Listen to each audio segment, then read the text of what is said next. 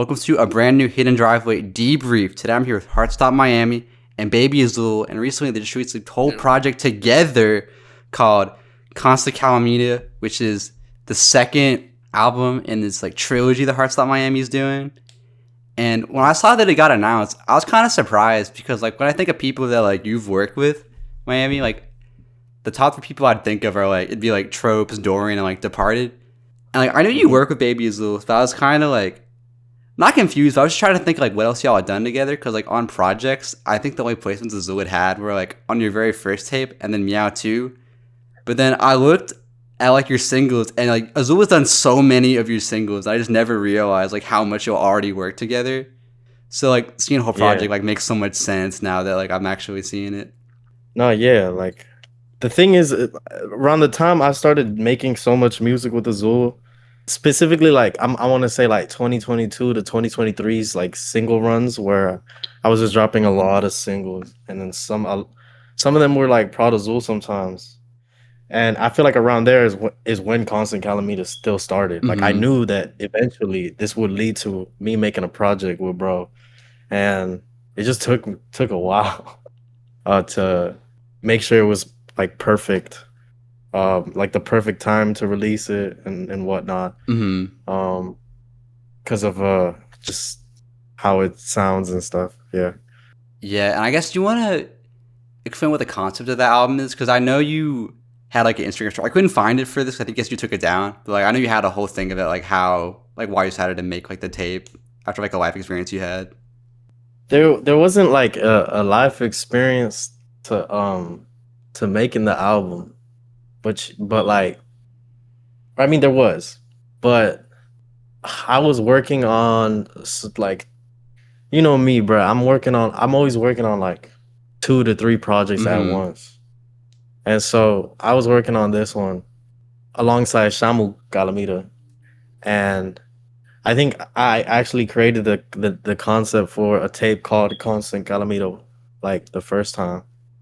As like before SHAMU Calamita, but I don't know, I had the idea where I'm like this sound that I have with Azul is so like explosive, it deserves its own project here. Like I feel like it has its own unique style and vibe that I felt like grouping it with the SHAMU Calamita album or tape or like with any other ones I got just wouldn't make sense. I had to let that project have its own spotlight and kind of like just serve as a like almost like a evil sibling to SHAMU Calamita.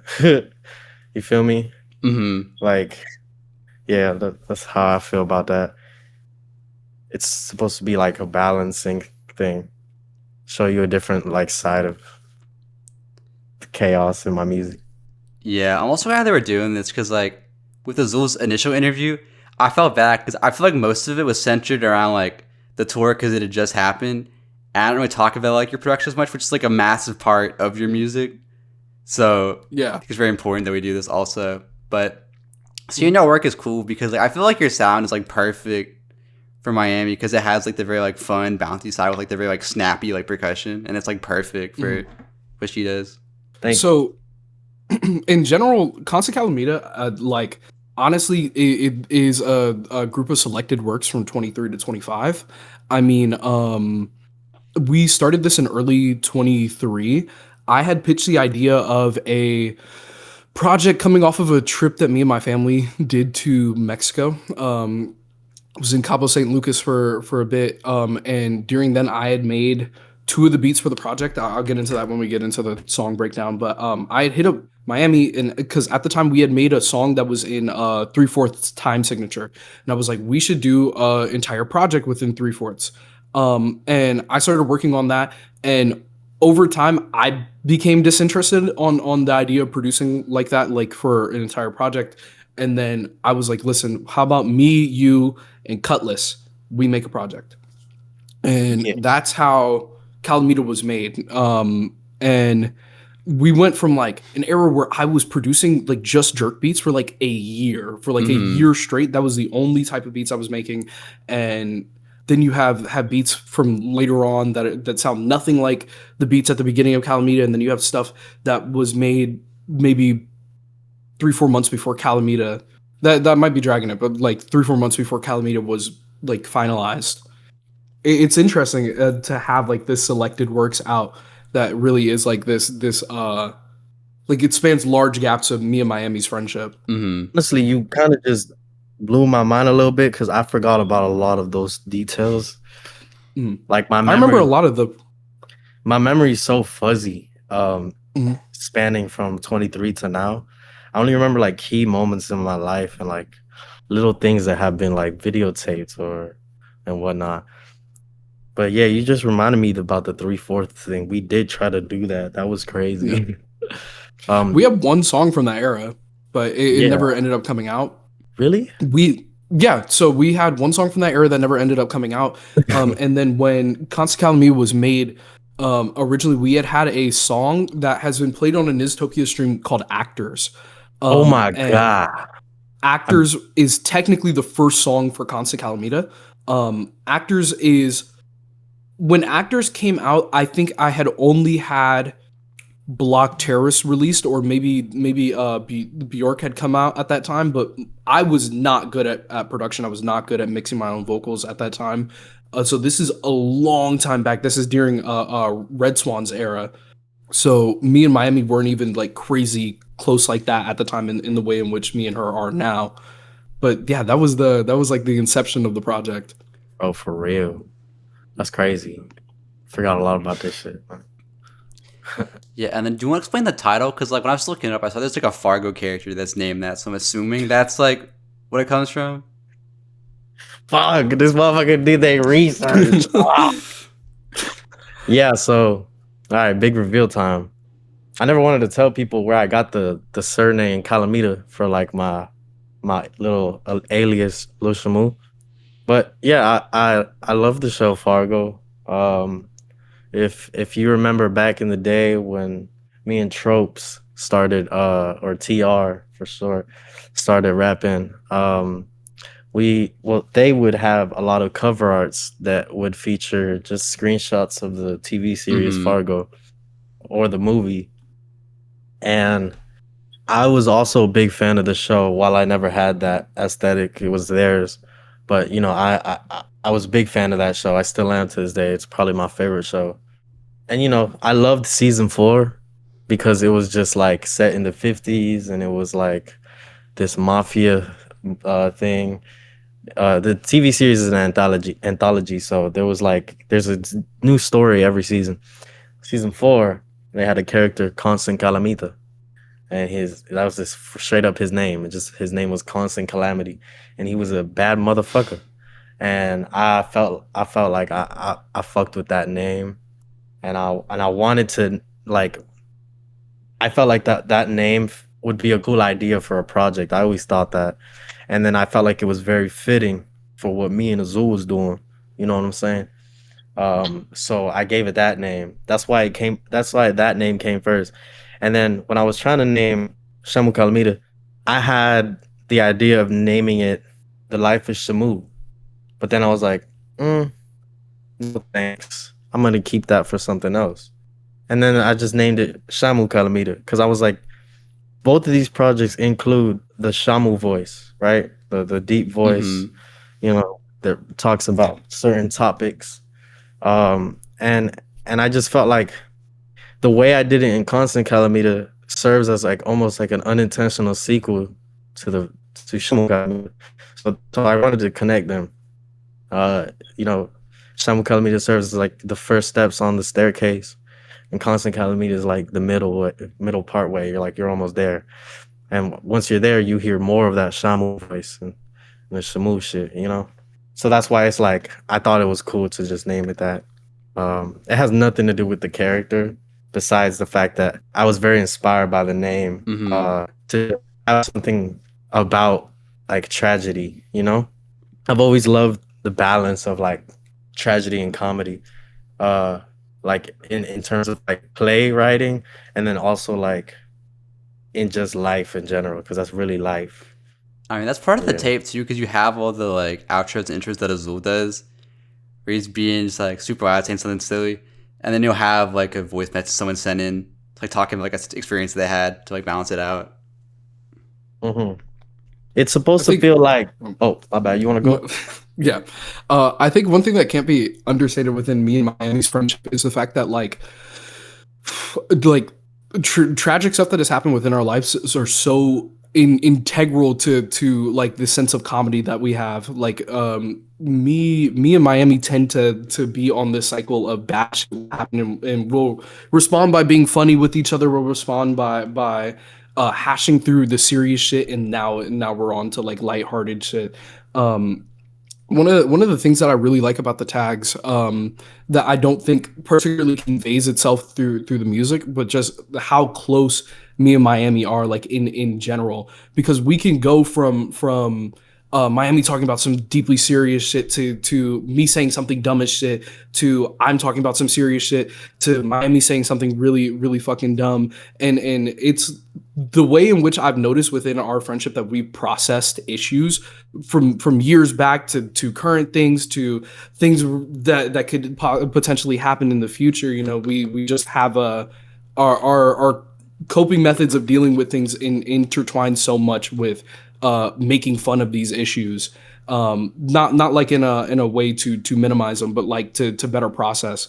And I do think that at least that aspect shows up within Constant Calamita a lot. Mm-hmm. Yeah, for a lot of like things that happen sonically in the project, it's not supposed to be there to serve a literal purpose. More so like spiritually, you can kind of feel what's going on and what it's about. Like, I want the project to feel like when you're listening to it, you're somebody who is just probably going through manic depression, and you have just the constant roller coaster ride of life via the energy and tempo of the project. You know, you got an explosive fun intro, an explosive fun following track, then you got another explosive fun track coming right after that, but then it's like, oh shit, there's some sadness there, and then you kind of just, it's like a roller coaster, you know, you go up, you go down a little bit, plateau for a bit, go back up, down again, and then the voice lines, like people saying like calamities that have happened in their life, then you got Azul coming right after like some dummy hard shit, like, and my vocals do the same thing, so it's just it's like literally a constant balance, no pun intended. Mm-hmm. That's what I wanted. Like, how did you decide like what voice lines to put on the album? Because I know like you like to do a thing where you ask people like on your story to send stuff in, so I'm sure you probably got a lot. Yeah. So, I did get a lot, and some of them didn't make the cut. I got way more than I got for Meow 2, Meow 2. There was about 40 to 50 this time, and I just used the ones that I felt like from like the track 1 to track 15, like that they would like kind of just go up in terms of how brutal they are in their messaging, and that's what I did with that. I wish I could have used all of them, and maybe it could be recycled for another project, but I don't know. I'm very happy with that people like to be involved in the music. I feel like the audience matters. I did it with Meow too. I was like, I want to do this again because I feel like people understand now more what I'm trying to do with the voice messages, and they kind of respect it and are willing to be a part of something like that, you know? Yeah, I think it also helps, like, I guess, establish yourself that you're part of like a bigger world rather than being like isolated. Because like I heard A-Hype's voice like from one of them. That's just cool to hear, like that crossover. Yeah, man. They were down. They wanted to do it, so I gave them the prompt, and I was like, I would love to have yours, and I had it in because I really like theirs. Yeah, it's pretty fire. Yeah, I think he's also cool to include because like he's very open about like stuff he struggles with, but he's always so positive still, and that's kind of like what the album's about. Exactly, man. Yeah. That's exactly why I fuck with him. Shout out A-Hype. Shout out A-Hype. Shout out A-Hype. Yes, sir. Yeah. And I guess last thing before we get like into the project is like for the cover, like was there any specific meaning or is it just kind of like a silly thing with like the Betty images? So That was one of the last house parties I threw living in Miami. I believe it was my birthday when I took that pic.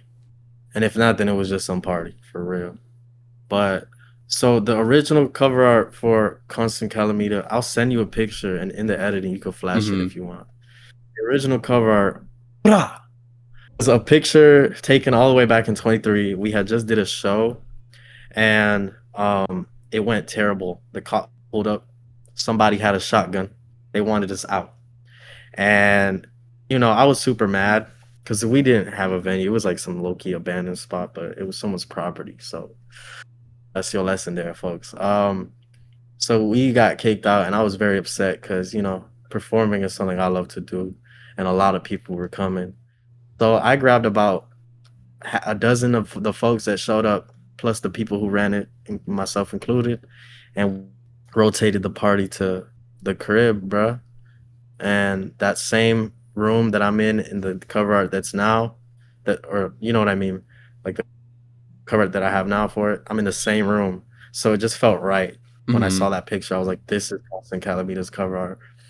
I also really like the color of my little like tracksuit blouse. It's right there, if you can see it. It's like right there. It's a great little shirt. I love that little tracksuit. The pants are fire. But I only wear it with the jeans because some swaggy shit. But I think that shirt kind of resembles a lot of like I you know, color themes and stuff. Like there's a match, I think. And then I just like the colors. It's very like warm, like blue and green tones all over the image, I feel like. And you know, that's like the world to me. So yeah, it's just a cool picture. The text Constant Calamita with the snowflake motif. I think that's what that word is. And then on the TV, it kind of just clips out the rest of the word and just focuses on cons, which is like what's the word or the term when it's like the root word or whatever the fuck. Cons, like it just means like wrong, like, you know, cons, like some wrong, some fucked up, I don't know, you know, pros and cons, shit like that. And you know, a lot of the album talks about bad shit, so that's why I chose to focus on the word cons in the TV. And yeah, that's it. It's nothing too crazy with the cover art. It's just a nice picture with some cool editing. Yeah, I think it does help highlight kind of like the word you created with your music, though, because like I feel like every tape you add something new to like something you'll hear. Because like there's like KSOB like tags like on this, for example. Yeah, man. I like to, you know, I've said this before. I think I don't know if with you, but I like making tags for specific albums. But like once I'm done with that album and I'm working on the next project or some shit, I'm not gonna just get rid of that tag. It's gonna stay with me. So something that's been happening with my projects is that each time another one comes out, it's just another tag added with all the other ones that I've been making. And it just gets more and more crowded and like there's a lot. But I will say one more thing. In the cover art, there's a PS4 behind me. I don't know if you can see it, but that PS4 is Uncharted 4 themed. And it says Sick Parvis Magna on it. So it did matter to me to have that picture on some shit. All right, well, if you want to get into the first track on the album now, which is Calamita, I think that's a cool way to start the tape because like normally your intros are pretty like upbeat or like fast paced, and this one's a little slower, which I think is cool to have that difference. So do you want to speak on that one first? Yeah. Okay. So Calamita as a track has went through maybe about 4 different phases. When me and Cutlass were making it, it was within a big pack. So Calamita, Polo, and Leap of Faith were made within like the same little bit of time. So when I ended up sending them over to Cutlass, all 3 of these were bunched together. Calamita originally just started with Miami's part and just went from start to finish. The tags didn't get added into the project until way later. Talking years, like yeah, like a year and a half later. And I'll get into the creation of the tags for another track. But yeah, it was interesting seeing version after version come out where the intro was longer, and now the intro is longer, and now there's people talking on the intro, and there was different versions of people talking on the intro. I'm very proud of what it is right now.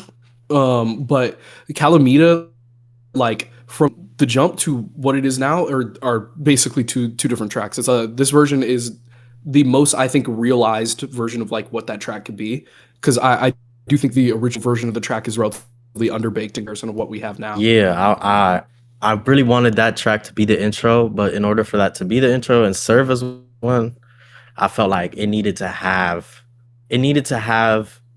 the energy of the rest of the project kind of just bunched up into a quick little beginning.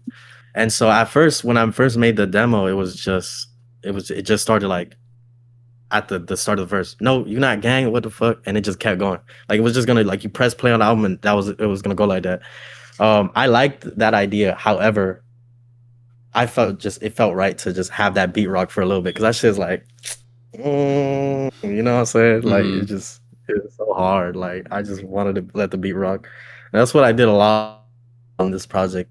Just kind of wanted to let the beat rock at the start, especially with like other tracks that I'll get into. But yeah.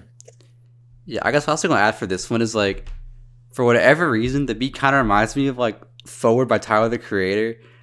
I don't know if you are familiar with that song, but like the guitar sounds kind of similar to me on that one. It reminded me a lot when I first heard it. Or am I tripping? Yeah. On the first track, Calamita? Yeah. Yeah. In the sample or like in the loop? Yeah. Uh-huh. Oh shit. I never heard it, like straight up. That's like the main instrument. It was like a pad. I always thought it was like some like synth or like some pad. It sound beautiful. Shout out guitar. It is beautiful. Shout out guitar is pussy. Anyways. I don't know that. I'm not familiar with that Tyler the Creator song. But that's cool. You know, shout out Tyler. Yeah, because I don't know, because like that's also like the album intro for that album, and it has the same kind of like slow like build like throughout the song. Which album? It's on Flower Boy. Flower Boy. Okay.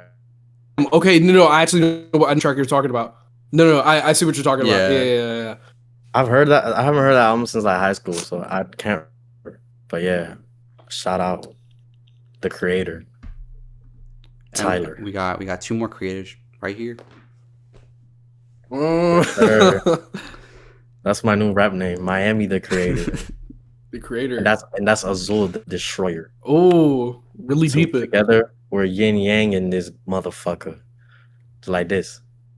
Go like that. Yes, sir. Oh, did you have something to say for this track? Because I'm so excited to talk about Polo. No, I was gonna move on to Polo actually. Like, okay, so me and Miami have this thing, or at least I have this thing. I don't know what I sampled for Polo. I run into this sample outside so many times.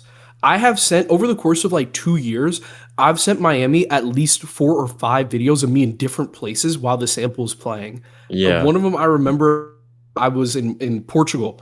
I was having drinks outside, like in this fishing village. It was playing, and I was like, "What the fuck?" And that was the first video I had sent through, and that was back in, I would like to say 23. And since then, you was sitting there like they have no idea. They don't, because that also was before the tags too. So it was like, it was just crazy to hear that. And then I hear this sample every like 4 or 5 months, and I'll just send a video to Miami. It's a really fun track. I think it's the most fun track on the project. Like I love listening to this track. It's a track that originally was going to be cut, and I'm very glad that it wasn't.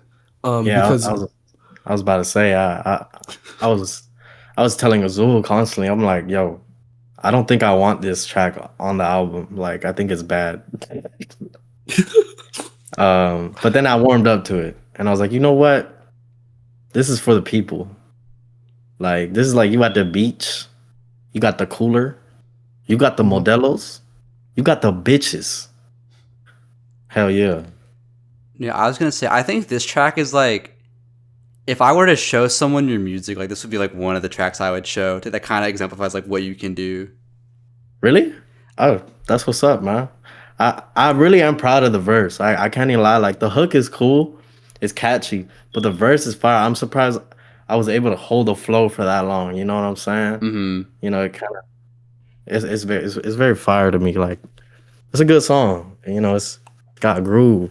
Like it feel like in your terms of your production and in terms of like my rhythm, the song is very like Latino coded. Definitely. You know what I'm saying? It's a jerk beat, but I feel like if I show it to a lot of Spanish folks, they gonna move to that shit like it's bachata. You know what I'm saying? Like it's fire. Yeah, because like I know in your interview I was talking about how like when I think of your music, it's just like fun, bouncy stuff, which like is not true all the time. That's like what I think of it. Like this song's kind of like the biggest exemplification of that. Like for me. I love having a bounce and rhythm in the music. That's exactly why I work with the producers that I work with. I feel like all of them know what sounds good in like a club setting when it comes to their production. And that's what I go for, you know. The goal is to get my shit spinned at clubs, you know. Yeah, and you've done shows since this tape has come out, right? Mm-hmm. Like how are the songs received live? So the only ones that I've played live so far, Polo, The Swimmer, One Twice, and Larry David. Mm-hmm. I only play those four. I feel like those have the best or so far those are like the best to do live. Just because I felt like when I was making my set list the first time for that, I was like, well, I need to include like all of my a lot of different parts of my catalog. I can't just do the album, you know, as much as I would like to. I can't just do the album, so I have to include a lot of my catalog. But I want to highlight at least a good chunk of this album. So I picked those four because I feel like those four have the most danceability and you know, and those four kind of I feel like highlight the rest of the album, like what you'd be getting for the rest of the album if like you were to leave the performance, be like, damn, I need to check out this album. You know what I'm saying? They got everything. You say there's like a general like positive reaction like to those songs. Yeah. That's what's up. That's what hell yeah. That's what's up. That's what's up.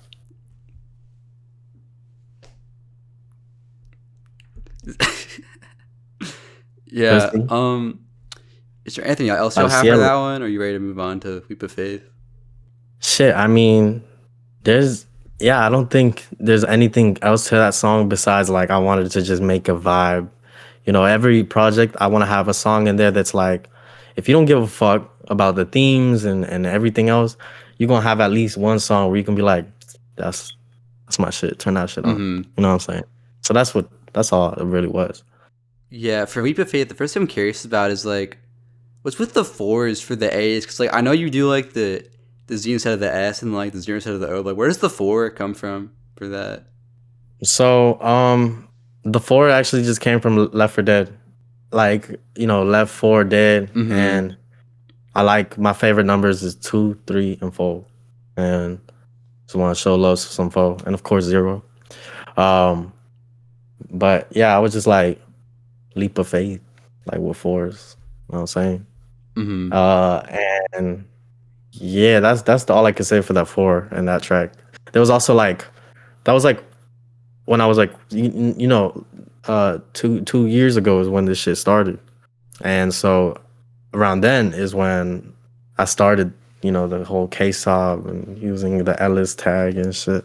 So I was like thinking that this album would drop around that time. I was like, yeah, Left 4 Dead, and I had the Ellis bars. So I'm like, have to include the 4 and Leap of Faith, you know. Yeah, for this one, I like how like alien the bass sounds on it, because like I feel like you don't usually hop on stuff like that. I mean, shit, Azul, you could talk about that beat, man. Like, yeah. So that is one of the beats that I made while in Mexico. Leap of Faith and Tintin were both beats I had made while in Mexico, and that trip was crazy. I had just moved back home, or from like I lived in an apartment. I was like depressed as shit, and the only thing I wanted to do was make beats. And it's always like when you're in the worst part of your life, where your parents are like, "Let's go on a trip," or like, "Let's go to Disneyland," and that's like what happened. I moved back in with my parents. I'm like, "Fuck!" I'm back home. I'm going through it, and they're like, "Let's go to Mexico." So I'm in Mexico on my laptop. I make Leap of Faith and I send it off to Cutlass, and this was in the pack of that 3, and I didn't think that they were even going to like hit that beat. Like I didn't think that they were going to work on the zip that I had sent over. But when they had sent it back, I was like, holy shit, I need to immediately forward it. And that's what I did. I just immediately forwarded that shit to Miami. There was times during the production of this album where Cutlass would just send me back something that was so good, it wouldn't even touch my beat folder because I'm like, there's no one else that I want on this. Like this shit gets pushed right over to Miami. Mm-hmm. Bro, that's the thing, bro. Like, what I was most excited about with making this project was to showcase these Cutlass and Azul beats, because Cutlass is a crazy producer, and I haven't been able to work with them as much as I want to in this day. But, you know, their production is always right here for me because, like, bro, if you're an OG and you know, like, man, Cutlass is literally an OG to my life. And I've made some of still to this day, my most craziest, most evil ass music to they beats. And just seeing that Azul and Cutlass got just had this sauce together. It was so fire, and I couldn't wait to show people that stuff. Like, I love the beat on Leap of Faith, and I love how, as in terms of like music or like when I started doing the Lil SHAMU voice, that was one of the first songs. And you know, it's not as deep as the other Lil SHAMU verses, but throughout that hard ass verse, there's pain. I feel like you could feel it and hear it. And it was also one of the first songs where I learned how to switch between the Lil SHAMU voice and my voice back and forth on a track like that. Oh yeah, that was one thing I wanted to ask about, because like this tape was made over the course of like 2 years. So were there any tracks you went back to get them up to like your current standards, like vocally or anything like that? Besides like lyric changes, like slight ones, like a bar on one song and a bar on another song, no. The only thing I've changed in the project was maybe a lyric is just out of date as hell. Maybe I mentioned somebody who is just not around my life anymore or something like that.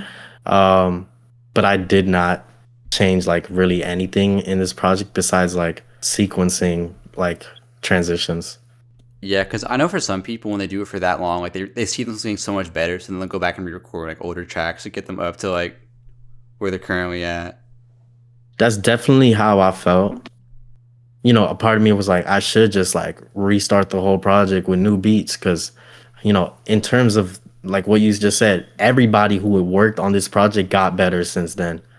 But there was something important to me about keeping the sound as it was and as it is, because I'm like, yo, this shit is like a time capsule, you know? This is a one-of-a-kind thing that happened at a certain point in time. I can't go back and just recreate that sauce. And Azul and Colors probably wouldn't be able to, or I wouldn't say wouldn't be able to, but they probably wouldn't want to just go back and make a beat in that style of that time, you know?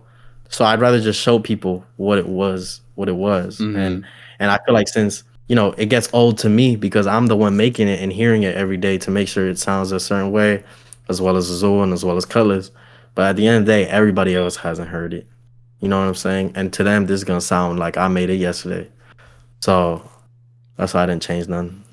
Yeah, because like I was going to say, it doesn't sound like dated at all, like vocally or the beats. Like it sounds like something you could have made like right now. Oh yeah. I'm glad. That's why I've never felt like there was like this, oh, that's past shit, even though it is past shit.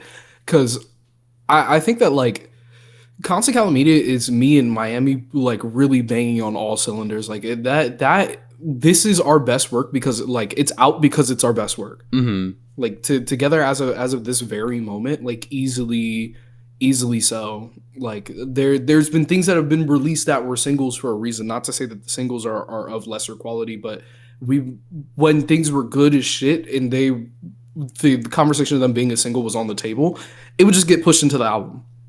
Yep. Yeah, and then for the Swimmer. Okay. It's my favorite track. Okay, so the Swimmer is unique in the sense of I mixed that song. Every other track on Constant Calamita is mixed, sequenced, everything by Miami. She does a perfect job on that. I just knew that the way in which I envisioned the bass hitting on the Swimmer was like I needed it to be that way specifically. I am not nearly as good as mixing vocals or mixing beats and shit as much as Miami is. I'm very envious of her ability in that sector, but I knew that I would be able to actualize like a really good vision for the Swimmer, and I think that's why it ended up coming out in the way in which it did. Because to me, at least, even though it doesn't sound ridiculously different from the rest of the album, like I hear it and I'm like, oh shit, like that is a mixing choice that I would have made. That is like that's something that's like unmistakably me within those decisions. And I'm really proud of that track because of that. Yeah, you just made me realize I low-key forgot that you mastered that one. Because like we made a song on it. It was a different beat. I mixed the vocals, or I mixed my vocals and shit. But in terms of mastering, I gave that to Azul. Because they asked for it. They were like, I want to switch the beat and like kind of like just like make a version of it. And I'm like, okay, bet. And I did. I sent it to them. They changed the beat. They added some hi-hats that were crazy. They had this bass. It was just nasty as hell, real grimy. And like, you know, they had my vocals with it too, and they made it sound like so perfect alongside the production changes. So yeah, mastering credit to them on that one. I had low-key forgot when I fucking put out that I mixed and mastered every track. That was you, motherfucker. Like, yeah, man. Thank you. But I've noticed that when it comes to this album and when it comes to showing new people this album, especially during the time in which it was being made, the Swimmer was one of the first tracks that was shown. The Swimmer and Ain't Shit Change were the two that I felt like were shown the most. As time moved on, it ended up being more like Larry David and Miami TEARZ were the ones that were really shown the most to like people listening to it for the first time. But I think the Swimmer has been like a big favorite of both me and Miami's for a while. It's not my favorite off of the tape anymore, but like for me, it's still like an A+ track. Yeah, I also think it's cool just because the hi-hats. Cause like I feel like there's not many beats in the tape that have like that kind of rhythm to it. It is more like jerk centric. So no, absolutely. I mean, I don't mean to move on unless did you have something else that you want to say for the Swimmer? Now you can go if you want. Okay, moving on. This is when Calamita shifts into like more of the modern day, moving into Lil Shamu Nation, because Lil Shamu Nation was made this year. Lil Shamu Nation is like, this is right before. This is, if I'm not wrong, this is right before production kicked up on Creation Story, and then everything that I was doing was Creation Story related. Lil Shamu Nation was one of the last beats that I had made right before all of my production style had to switch into chops and stuff. And it was nice to get that one off. Like Lil Shamu Nation felt like a big send off to a lot of creative ideas that I had going on in 24. And I love that track because I felt like Lil Shamu Nation was transitioning into Creation Story and now transitioning out of Creation Story into whatever the fuck I'm doing now, because I have a lot of stuff coming out next year. But Lil Shamu Nation felt like a very big stepping stone for me, where I took all of these like sonic ideas from 24 and I like just mangled the shit out of them into one beat.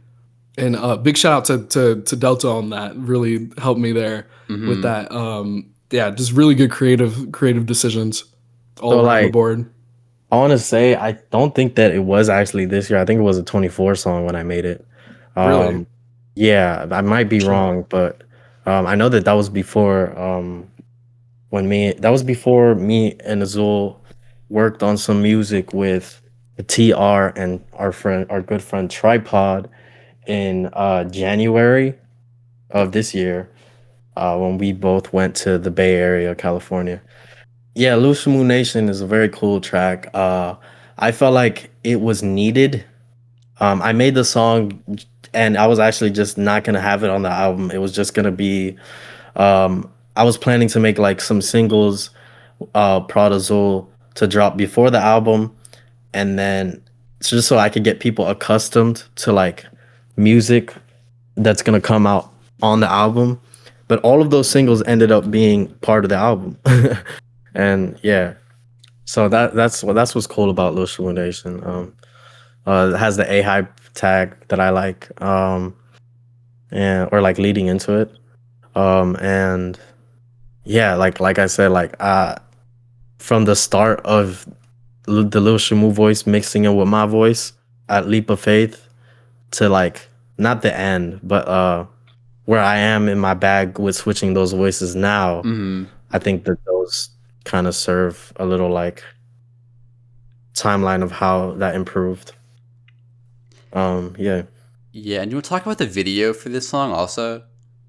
Oh shit, yeah. Shout out my homie Lane, LAYN. They go by Zero Suit Lane. They're in a dope ass band. And on their own, they do like they're a producer and they do like video work from time to time. You know, I had to ask in this group chat that I have with them that has like a bunch of other people that make videos and stuff. And I was just like, hey, who can film a video for me? Because I was in Miami at the time. I was like, who can help me film a video? And Lane jumped on it immediately. They were like, yo, what's up? And I sent them the song and I'm like, let me know what you see. At first, I actually sent them the demo version of Constant Calamita, and I told them, let me know what you think of the project. I sent it to them in one file because that's all I had it in at the time. I sent them in one file and I was like, listen to the whole tape. Let me know which song you want to do. Me personally, I want to do Lil Shamu Nation. But if you have a other song that you have a better vision for as a video director, let me know. We can work some out. They came back to me and they was like, the whole project is insane, but I really like.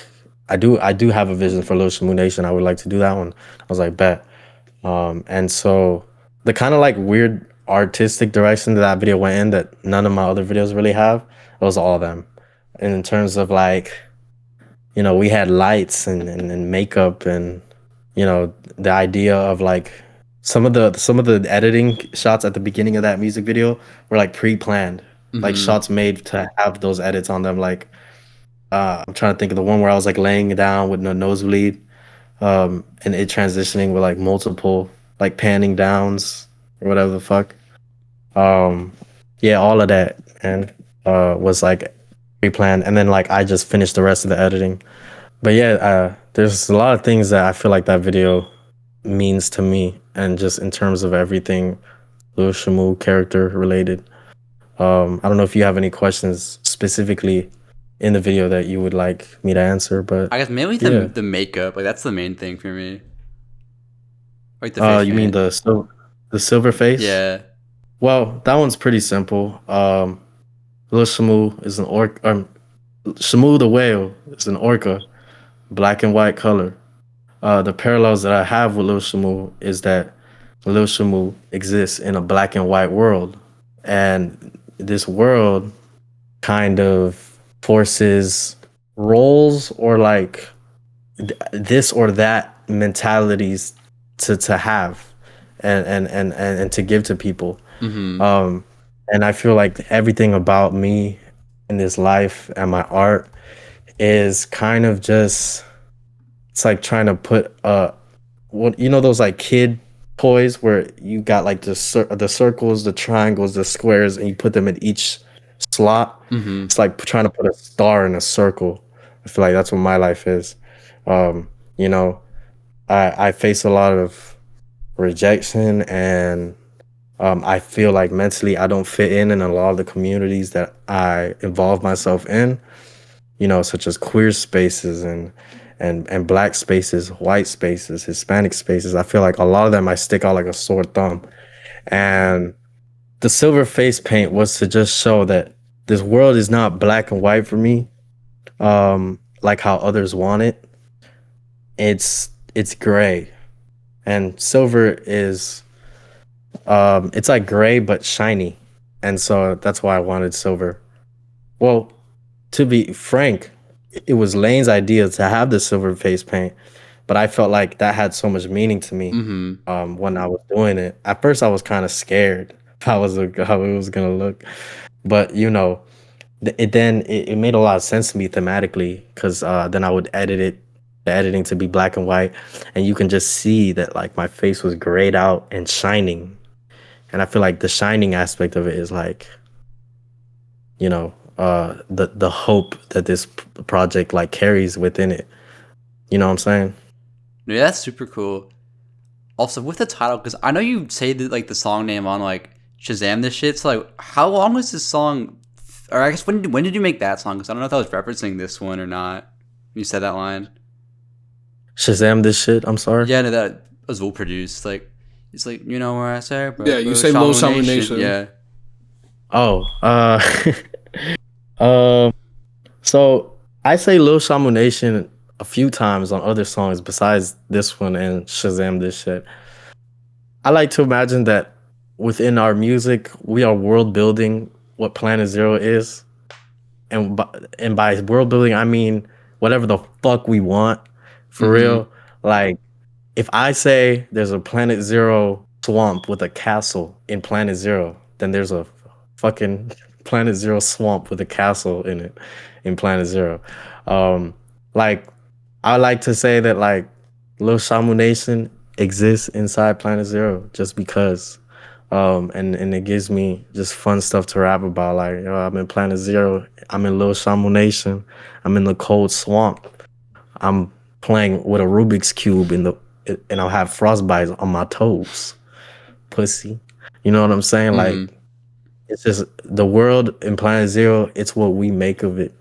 Lil Shamu Nation is just a way for me to saying like I run my own world that I'm in, and a nation has, I don't want to say followers because that sounds kind of fascist, but a nation has people in it. And if you're a part of what I got going on, and you fuck with Shamu and you really get it, and you in Lil Shamu Nation. Yeah, that's sick. I think it's cool to do a video for it because it's definitely a standout song for me, like off the tape also. Yeah, man. Which I guess we should do the next song also, which is One Twice, which also has a video. This one, yeah, I feel like every tape you have is a song off it where I'm like, whoa, I didn't know you could do that. And with this one, like you're rapping fast, like with the Shamu voice, which like you don't do. Normally it's way slower. It's like it was cool hearing you do I wouldn't say that song has a Shamu voice. I would say that's just my rapping voice, which I don't do. When I made that song, that's one of the rare occasions from like 23 to 24 where I do a no auto verse. And I say 24 because this was also recorded that same trip where we were in the Bay. It was recorded in January on my friend Tripod's little studio. I just made that shit freestyle, like I'm just cooling with these fools in the back high as hell. And like, yeah, I never really rapped like that. And without it having, like, whenever I did no auto stuff, it would be Lil Shamu's voice. And so I was like, I want to try to just have a rap verse, no auto tune from Miami. You feel me? And that's pretty much that song. When did you make that beat, Azul? Because it was solo project. Yeah, so this is the last night of this trip. At this point, this was so early into the booking process for the tour that I knew that my life was going to kick up in a very strange, different way out of this. I'm having conversations with Tropes. I'm having conversations in Miami. I'm having conversations with Tripod about the tour and shit. It's a very weird feeling too, because it felt like the calm before the storm. This whole trip, I had been contributing to beats, but I haven't made a beat myself at this point. My laptop that I have is super shitty, as a HDD in it that went bad. But I'm like, fuck it, I'm gonna make something. It's the last night there. And me and Miami are just up. We're up as shit. It's the middle of the night. I'm listening to a ton of different artists. I'm pulling a ton of different samples, and I sample a live set that someone does. This like Japanese jazz fusion band. I sample that, and I send two versions to Miami, a version that is 140 BPM and a version that's 180 BPM, and she just bangs out an entire song right there. Like it's a crazy ass feeling. I've always loved the tone of One Twice because it's the beat on it feels very like haunting in a way in which I don't typically make. I think I wouldn't even particularly consider Miami Tears to be a like a haunting beat. Like that song's very like beautiful to me. Mhm. But I love the tone of One Twice. Another thing too is that when it comes to trips, me and the rest of PZ, like whenever we're hanging out, we'll tend to have inside jokes that get made over the course of a trip. So One Twice came about because there is a clip there's a clip of FouseyTube rapping in a studio session with DDG. Boy was going dummy. It is the freestyle of all time, and he says, fuck, is it thought I had a twin when I won? No, you rephrased it in a different way. Yeah, he said, he said I have a twin, but bitch, I won twice. No, he said I don't have a twin, but I always win twice, and I was like, damn. Boy, snapping, bro. What the fuck? And But, so like- we kept saying that. We kept saying that throughout the trip because we thought it was so funny. He said he had other bars in that verse that was really funny. I can't remember them for the life of me. It was something like fuck, like bitch, I fucked your wife. Like it was just, it was bad. But the thing is that so we're making fun of this. We're making fun of this video. We just think it's the funniest shit. And then this last night, we find a version where someone had AI split the vocals out of like the Dookie freestyle, and they put a net spend beat behind it. And they like FouseyTube was in the stew asking for the net spend beat. And if that joke was like we're saying it like just a little bit every day, the moment that I saw that shit, I was annoying. I was so annoying. And we're in the kitchen. If I'm not wrong, this is also a night where I had made fried rice. I had made fried rice on this night. So we're all in the kitchen. We bought a bottle of alcohol that we were just like taking shots from, and we walk back into like Dylan's studio, and we're working, and me making the rice is mentioned on there too. It's really nice. One thing that I really like about Miami's music that I'm not able to capture within my music, and nor do I think I would ever want to, is that you feel like it feels like you're hanging out. One Twice and some of the other tracks on this project feel like hanging out. Like it feels like I'm gonna go out to the skate park. I'm a chill with my friends on call. I'm a do this. I'm gonna do that. Like Miami's able to make this very like outside music, like whatever. And One Twice is one of those. And it probably is because it's so like tied in with shit that me and Miami actually did in person. But I love this track. Like I love this track to death. I love that track too. I feel like what you just said, there's a lot of people have told me this, and it is my intention, where people be like, bro, you just be rapping about like normal shit that people do, and that shit is hard. And like, yeah, that's exactly what I'm trying to do. Like I'm trying to like, sometimes I'm gonna rap and I'm freestyling and I'm just gonna rap about what's around me. If I see a picture with LeBron James, I'll be like, yeah, swerving lanes in the car. I see LeBron James on the wall. Pussy boy get in the jaw. Like, you know what I'm saying? Like, like it's just like you got like there's a swag to just, you could tell when someone's just trying to say stuff that's hard on a track. But people got to realize even even if you're not outside like running blocks every day and and running phase or even serving pack. And you want to rap, you could still rap, bro. It's about how you say what you're talking about. Because there's people that have shown me that try to rap about the nothingness that I rap about. And I'm just like, it's missing something. It's about how you do it. And I feel like that song is like the best example of me just rapping about whatever I want to rap about. You know, we had free pizza from earlier that week, and I rapped about it. Yeah, I think the kind of outsideness is kind of like, because I know you're talking about 454. I feel like his music also has that energy to it. I mean, yeah, if you some real South Florida shit, folks love just posting up anywhere outside, and you know the heat is hot, so I want to like have the feeling of like this is music that you playing in the car with the windows down because it's so hot, like, you know what I'm saying, and it's bright colors outside, like shit like that. Yeah, I can definitely feel that. That's definitely like a highlight for me off the project. I think I told you when you were asking me about it. Yeah, man. Yeah, and then for the interview, because I know you produced this one.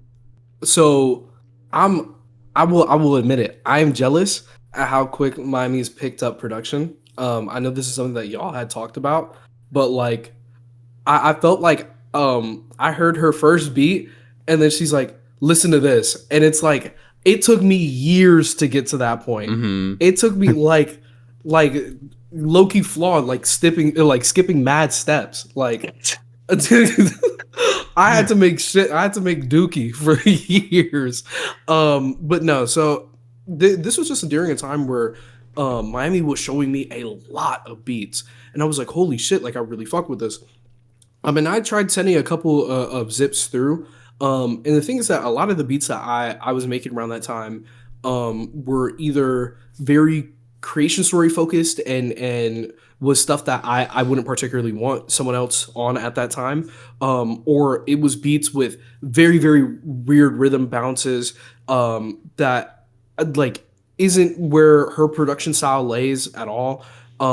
So when I had made like I was like, I'm gonna make some chill shit. This was right after the Bay trip.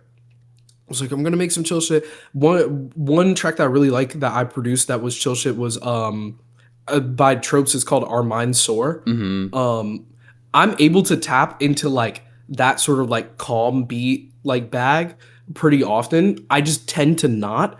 But I knew I was like, I need to get something in with Miami. Like we need to work on something. So I sent her this relatively like unfinished, very, very open beat. And she just sent me back crazy shit. And I was like, holy shit, like I really fuck with that.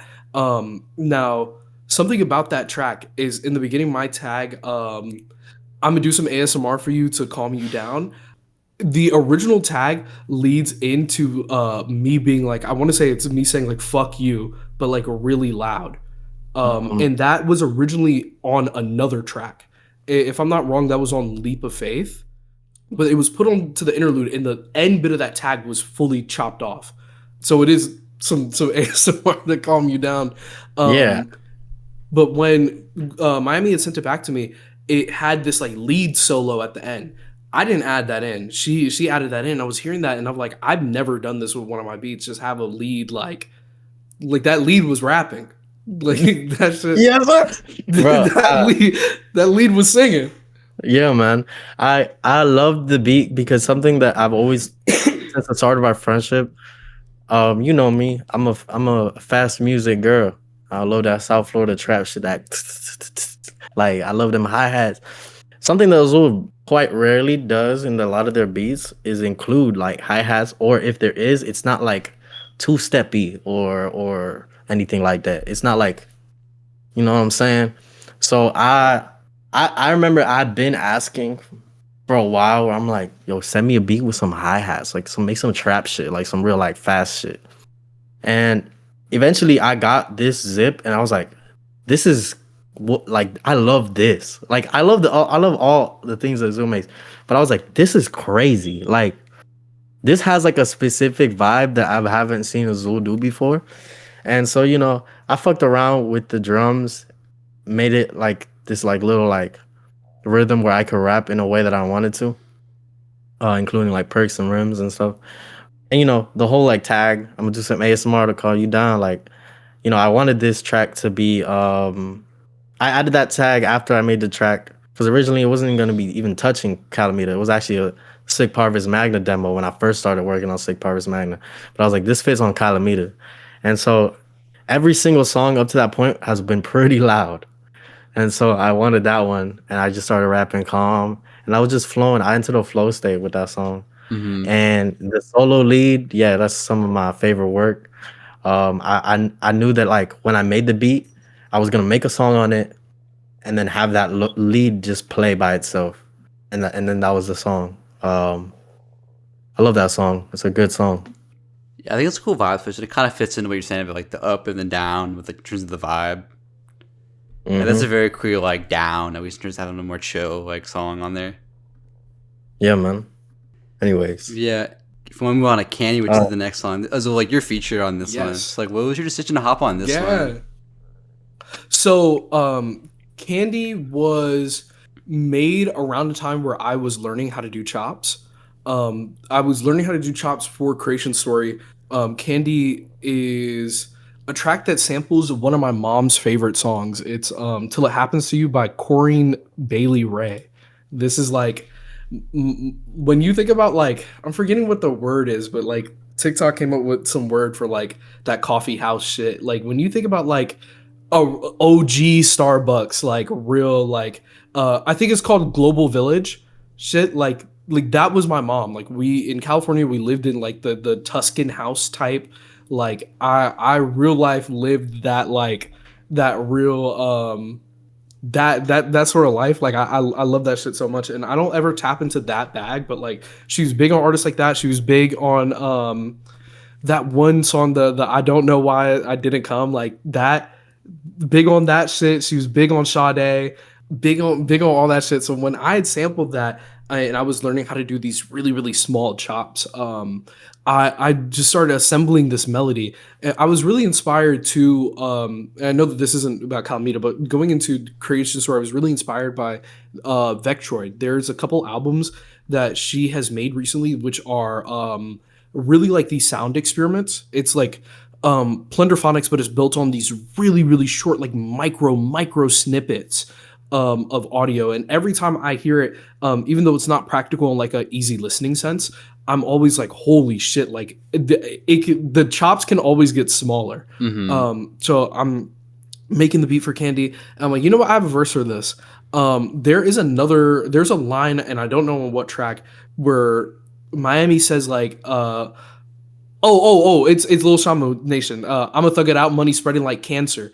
And I just stole that shit. I just stole that shit. But I also think it was cool repurposing another line from the album like that in such a different vibe, in such a different setting. And I had sent it to Miami, and she got back with the verse immediately. Like I love that song so much. I love the little like switch that it does. I wouldn't particularly know what to call it, but when it's like heavy with that rim and shit. Around the time before making Creation Story 2, I was very big into listening to a lot of dance hall. I was very big into listening to a lot of reggaeton. Like, even though I don't tap into that bag here, nor did I tap into that bag for Creation Story, it's like something very satisfying to at least have thrown a nod to it, even if it was this very, very weak nod. But yeah, man. Like I think that was also a song that I recorded while I was out there in the Bay, and just like I said, like another track like Polo, where I wanted people to just have a song that they could dance and vibe to. And yeah, that's how I feel about that song. It's a track. It's a good dance shit, a good dancey shit. Yeah, I also like how it starts with like the stutter at the start, where it like repeats. Like that instantly brings me into it every time. No, I love that track so much, but that is what I would consider like the four that we just went over, Lil SHAMU Nation to Candy, is what I would consider to be new Calamita. When Miami at first came to me and been like, these singles I want on the album, I actually wasn't receptive to the idea. I thought that Calamita was already a finished project and that it wouldn't make sense. At this time too, in which the question was posed, the voicemails existed, but they weren't laid onto the tracks and stuff finally. And I'll get into recording the tags. Sometime in 24, I'm in this big VC. This is back when our main hangout server was a public server. So these VCs get like 15 people large, and we're saying a ton of funny shit back and forth. And Miami's like, I want you to record tags. So I record one tag and I send it back to Miami, and she's like, no, you need to be screaming on this. I want you screaming on this like how you scream on Black Terrace, how you scream on Overcast. And I'm like, fuck, okay, I got you. So I'm muted. At some points I deafen, but I'm taking what people are saying from VC and I'm just screaming it. When at this time the 4 tracks, Lil Shamu Nation of Candy, were not added to Calamita. So when I made these tags, I was under the assumption that we had already had a finished product at that point. I didn't even specifically make tags for the songs. There are certain songs in which I throw a nod to it, like off the top of my head, Miami TIARZ, Larry David, and Polo. But the majority of the tags, and I recorded, I want to say about 50. The majority of the tags are me just saying random shit. Like, for example, I'm forgetting what track I say it on, but I say, if you don't know where I get that lingo from, ask your mother. That's something that Quinn said. Quinn had said that in a Wild and Call, and I was like, holy fuck, I need to say that. Like, that's so funny. But yeah, no, it's just so I sent it back, and I thought that these tags weren't going to get used, or if they were, it was just going to be little snippets. I didn't, at that time in which I made it, I didn't understand that I was hosting the tape in the way in which I did.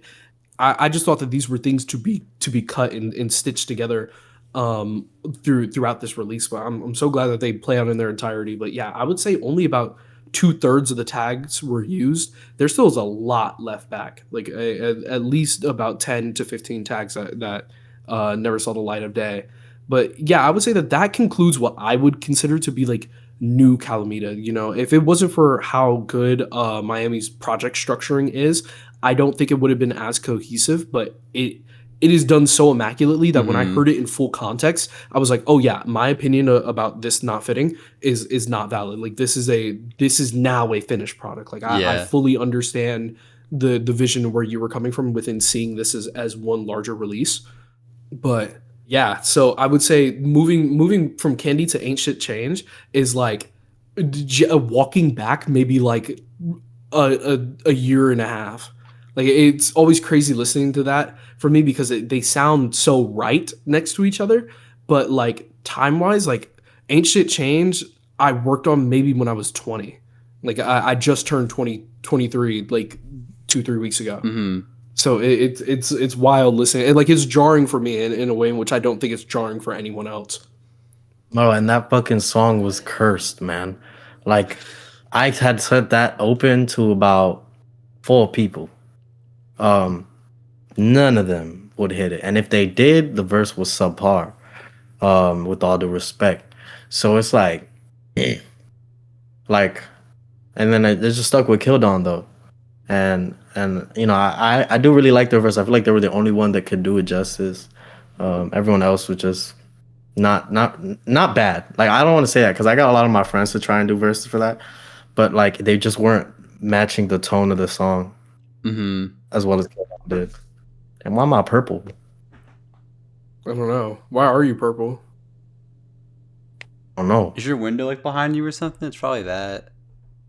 Window's in front of you. Well, that's what I meant. Like, or wait. Oh, yeah. I thought it was behind me.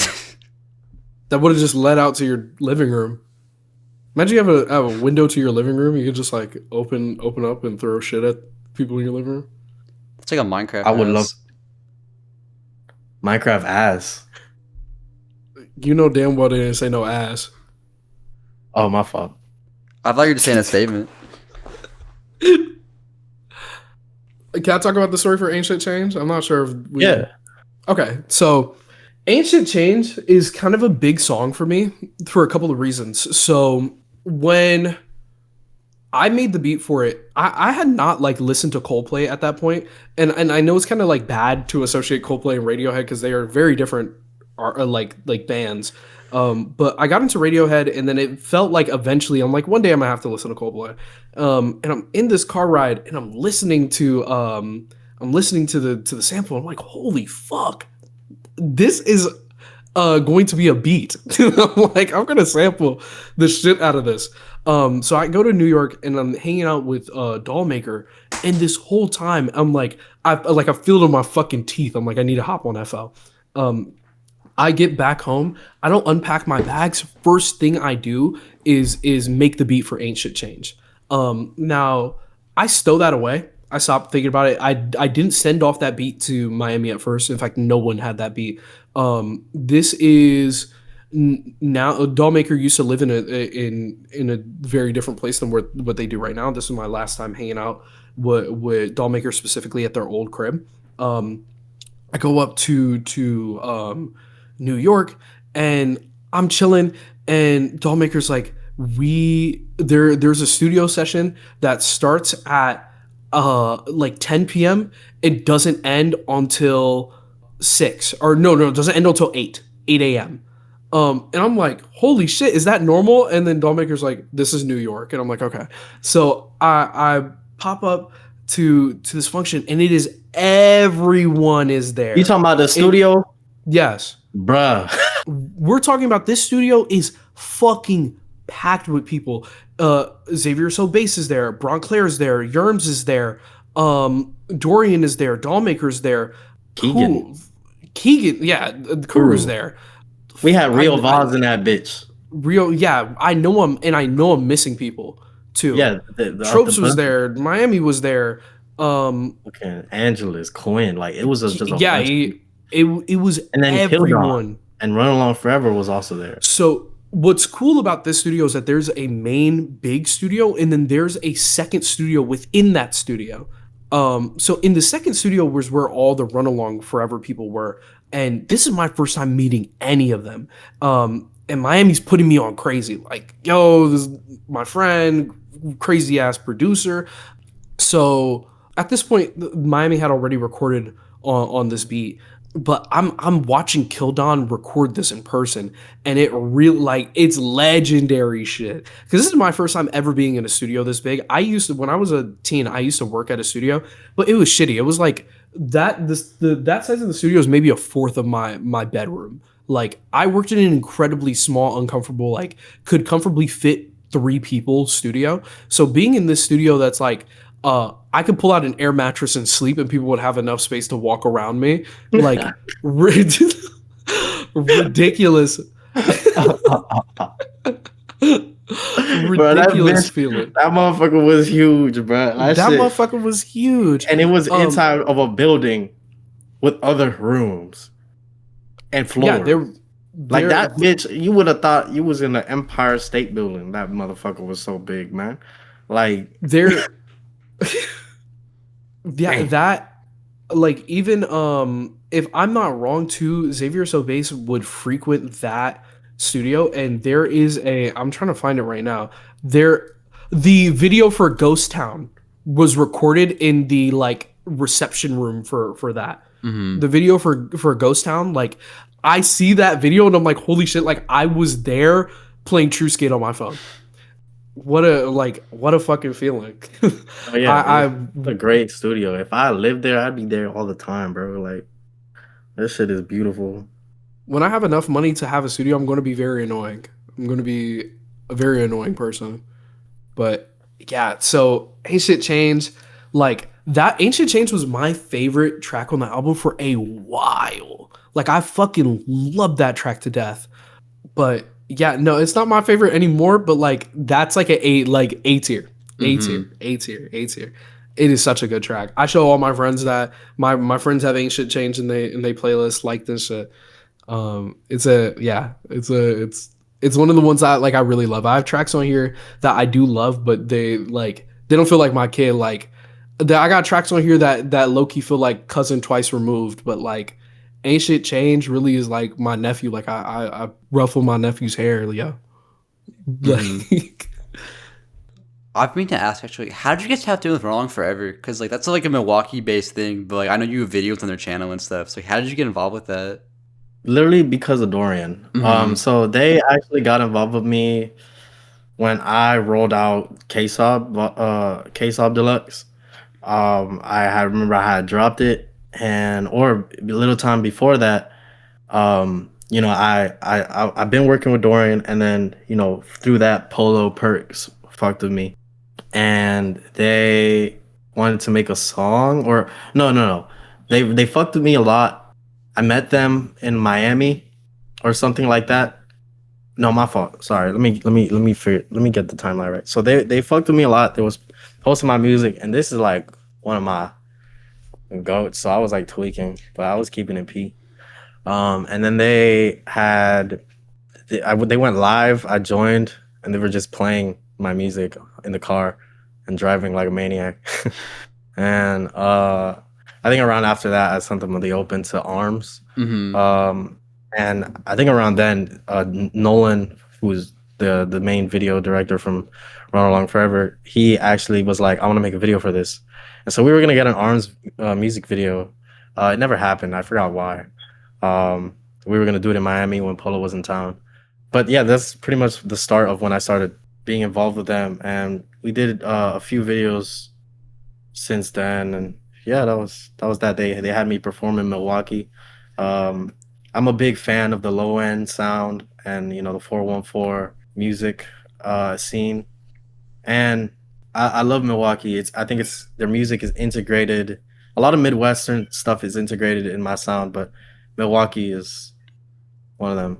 Oh, my cat at the door again. All right, y'all heard that? Yeah. Motherfucking loud ass bitch. Hold on, I'll be right back. Yeah, I think it's cool that they've been branching out recently because, like, I did a video with Danny Kyoko a while back, and, like, they had a whole tape that was, like, kind of like host of Run Along Forever, even though they're in, like, Louisiana. So I thought that's cool. They're trying to, like, do more stuff with, like, more people now. Yeah, no, I fuck with it. It's cool. She didn't even want to come in. She just be doing that. Just making noise. My fault. I'm back. I don't want to, like, do that too much. You're good. Yeah, that's another highlight for me off the tape. And then Tintin, that's another one that's like very different in vibe, I feel like. In terms of like stuff you make in general, that's like a very weird from what you usually do. If Polo was like Miami's I Don't Want This on the album, Tintin was my I Don't Want This on the album. I am not. I was not a fan of that track. And like it had to grow on me, and I would have periods of time where I'm like, this is bad. And then I would like it would grow back, like my love for it would grow back again, and then it would go, and then Tintin I feel like is my most like off the album. Like if I had to remove one, it would be Tintin, but I do enjoy the bounce on that beat crazy. I think the verse is right. I just Tintin was made because I had just gotten a plugin called Serato Sample, and this is my first time really sitting down and chopping music at all. The sample for Tintin is a song from like a library music sample. Library music is just like you know how we have royalty free music, like you go on YouTube and you have like all that shit, like the Kevin MacLeod or MacLeod or whatever the fuck, however you say his name. They had paid libraries, so not royalty free, but you pay and then you can fully license it, and paid music like that from the 70s. So like for news shit, for videos, for movies, you know, you can purchase music from a music library. So I'm sampling a shit ton of library music, and I'm running it through Serato Sample, and I'm making these chops, and I make the chops for Tintin, and then I send those chops over to Cutlass. I had no involvement on the drums in that. That was all Cutlass. Like Cutlass did they shit crazy. But yeah, Tintin it's good. It's like for me it's like B tier. Like everything on this album's A, but Tintin's like my 1B. I actually fucking loved Tintin like since the jump. I'm a big fan of, like I said, Cutlass's work. When I get to work with them, I gotta hone in like a whole different mindset, you know. I gotta be as swaggy as possible. And I feel like that track, I had a lot of swag in it. But with that being said, I also wanted it to be unapologetically queer because of how hard it was, you know. The way I operate, I feel like if I'm making a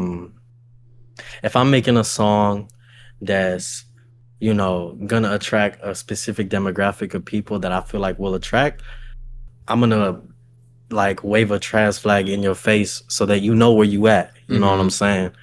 And vice versa. If I make something that's gonna be very appealing to queer people and stuff like that, especially the white queers, I'm gonna show you, hey, this ain't white people shit though. And that's just that's how I operate. I'm very big in the inclusion that my sound has within communities, and I want the audiences to be the same. So when I was making that shit, I love that song, bro. Bad trans bitch, give me head. I'm a bad trans bitch to the end. Yeah, man. And that one's actually one of the ones I wanted a music video for, but it didn't get to happen. But yeah, I mean, you still could. I still could. Yeah, this one kind of reminded me of like you had an era in like 2022 where you're doing like sleepy or like plug stuff. It kind of reminds me of like that stuff a little bit. I don't know. It just felt reminiscent of like some older stuff you've done that you haven't done in like a hot minute. So it was cool seeing you to like tap back into that a little bit. Yeah, man. I mean, dude, I will always love to include like some plug shit or just some like very slow trap shit as much as I can, because the fast stuff is cool and the crazy experimental production that I do in this day and age is cool. But I love showing my roots for real. Yeah, and for the next song, I'm gonna let y'all say the title because I don't want to butcher it. I feel like there's like two different ways I can pronounce it. I'm gonna let y'all say what the title is. So Sonrisa. Sonrisa. Oh, There we go. Son, I can't even say with this mask. Sonrisa. Sonrisa.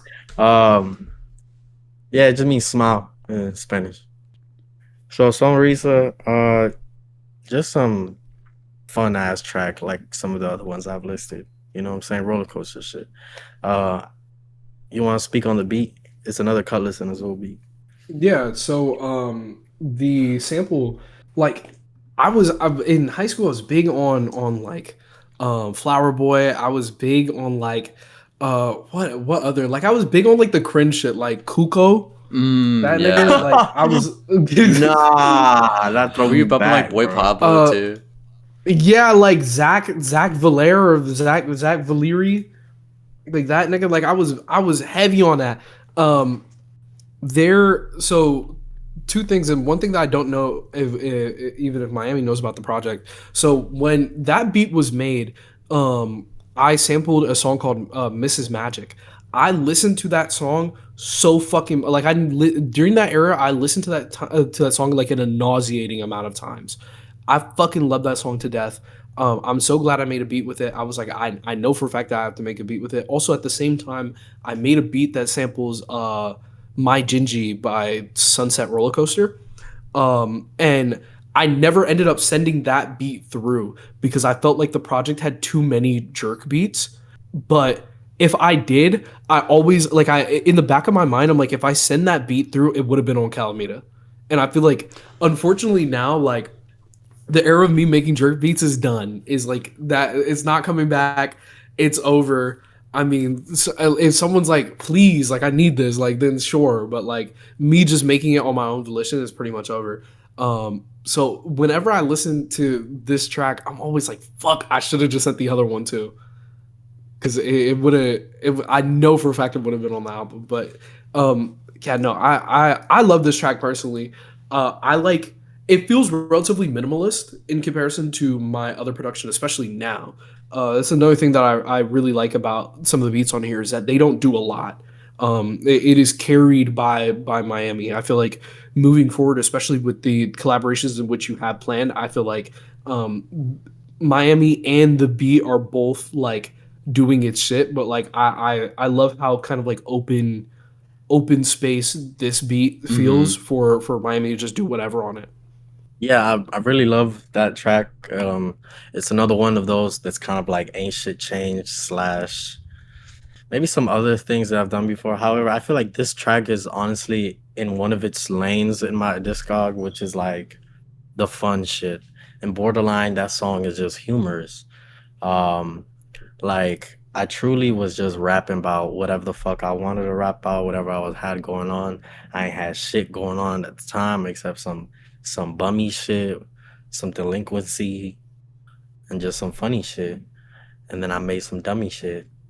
And yeah, man. What I say? Kick it in the crib, eat pizza. You said ramen on the chain with the V cut. AK-47, shoot your knees up, pussy. Bitch, I'm pro-choice. Fuck a fetus. Like, you know what I'm saying? Like, I'm just, it was just some like I've said it before, but like, you know, I'm very inspired by the goats in rap that aren't afraid to be humorous with they shit. Keith, Wayne, fucking Gucci Mane, not afraid to be funny. You know what I'm saying? There's somebody else that I'm not thinking of.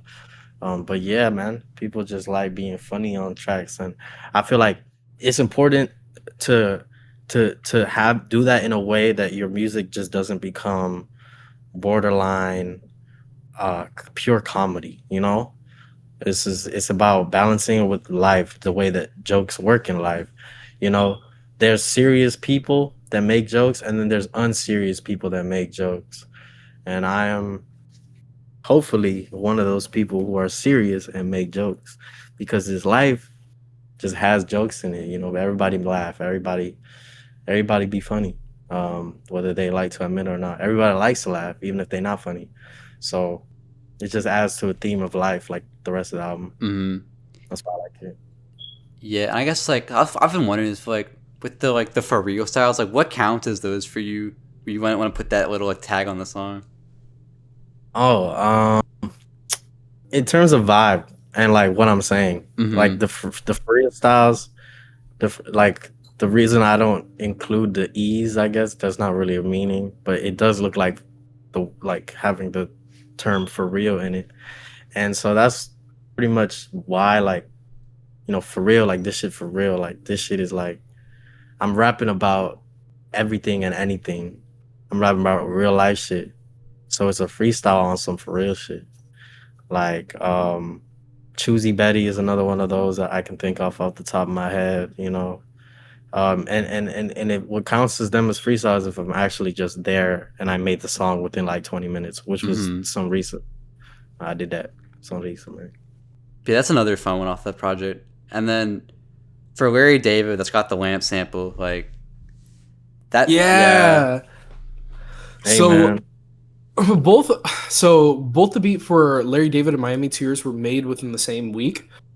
I was just on one crazy. Like, this was, I want to say, the first couple of beats I made within 24. I was making jerk beats, but they weren't particularly with the jerk sound.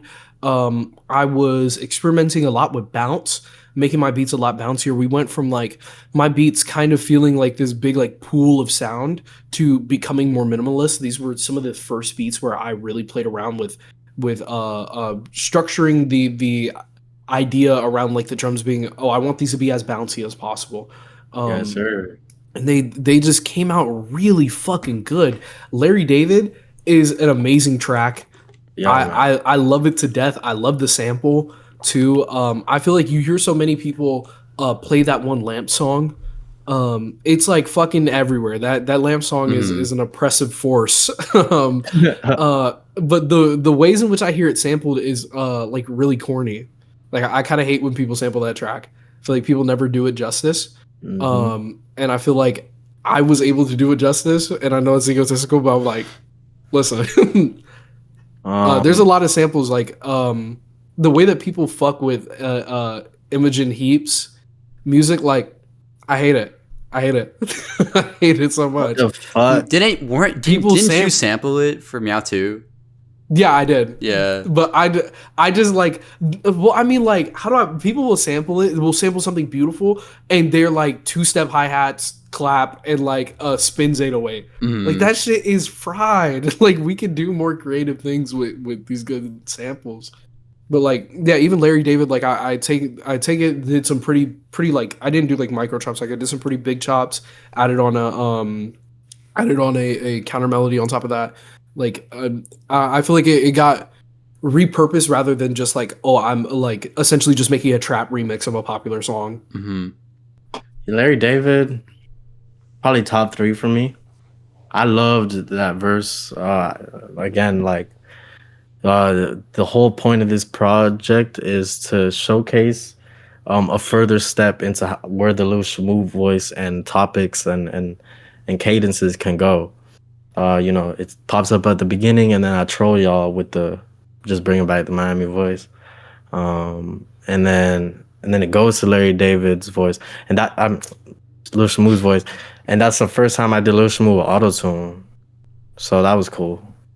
And yeah, just I wanted to make like a good little song that could warm up people for the following, and yeah, really really good song. Yeah, do you want to talk about the? Because I don't know why, but this line keeps like replaying in my head. Like the Miami is an island. Like I thought Miami was an island. Like, do you want to explain that line? I fucking love that line so much. I really did not expect a lot of people to gravitate toward that lyric a lot, because to me it was just some honest shit. When I was a kid, I used to think Miami was an island, and that's all that bar served, just for me to tell people that. I used to think I lived on an island, especially because my family is just islanders, and before I knew about the world for real, like, you know, growing up in Miami, it's such a like closed off place from the rest of America.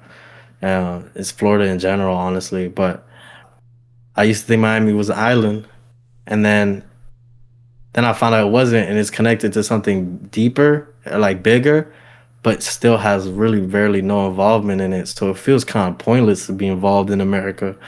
So now I'm real mad it's not an island. You feel me? And yeah, I think it's cool that people like that bar. I didn't think that people were gonna focus on that. I think that my favorite bar on that song is something in like the first verse where I said, I was trying to smoke, he passed me a bat. Boy, don't pass me that. I'm looking for gas. Boy, don't sell me shit. I'm gonna need some cash. Like that. That to me, that shit is fire. I think the intro is hilarious. It's the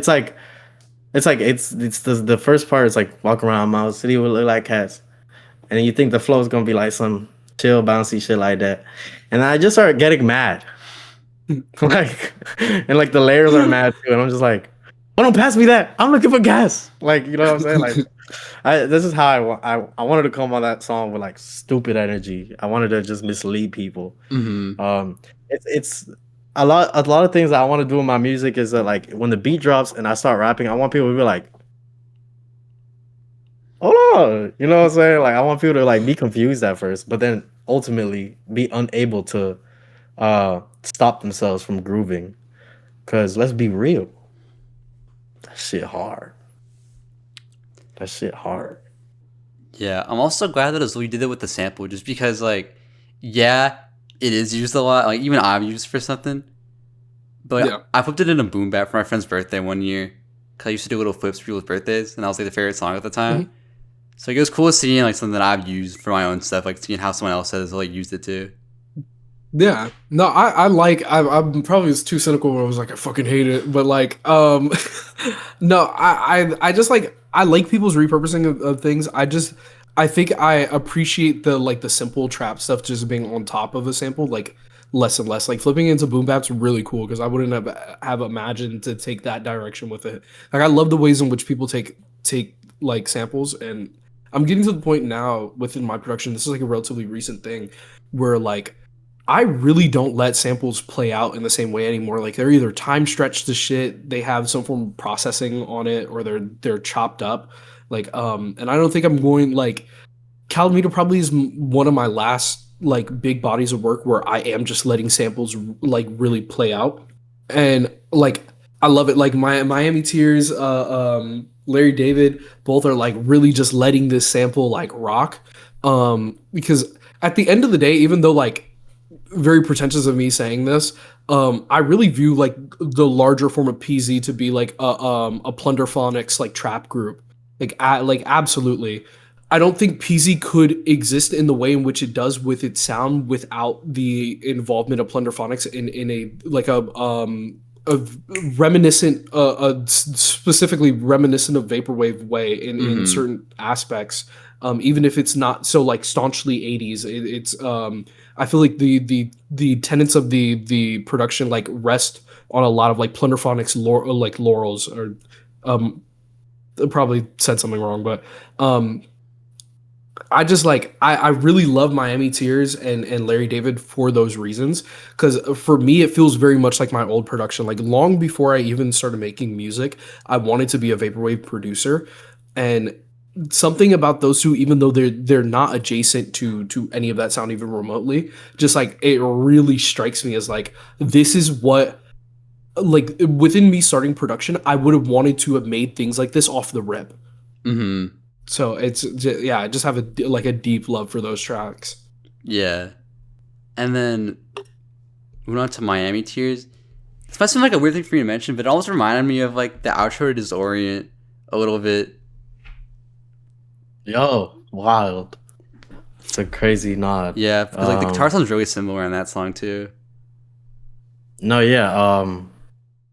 That's one of them songs I made, and I was like, when it came to showing it to people, I would probably like leave the room or just like let them hear it by themselves without me. Because once I made that song, I started reaching a stage in my life where I was able to encompass vulnerability on a track in such a way.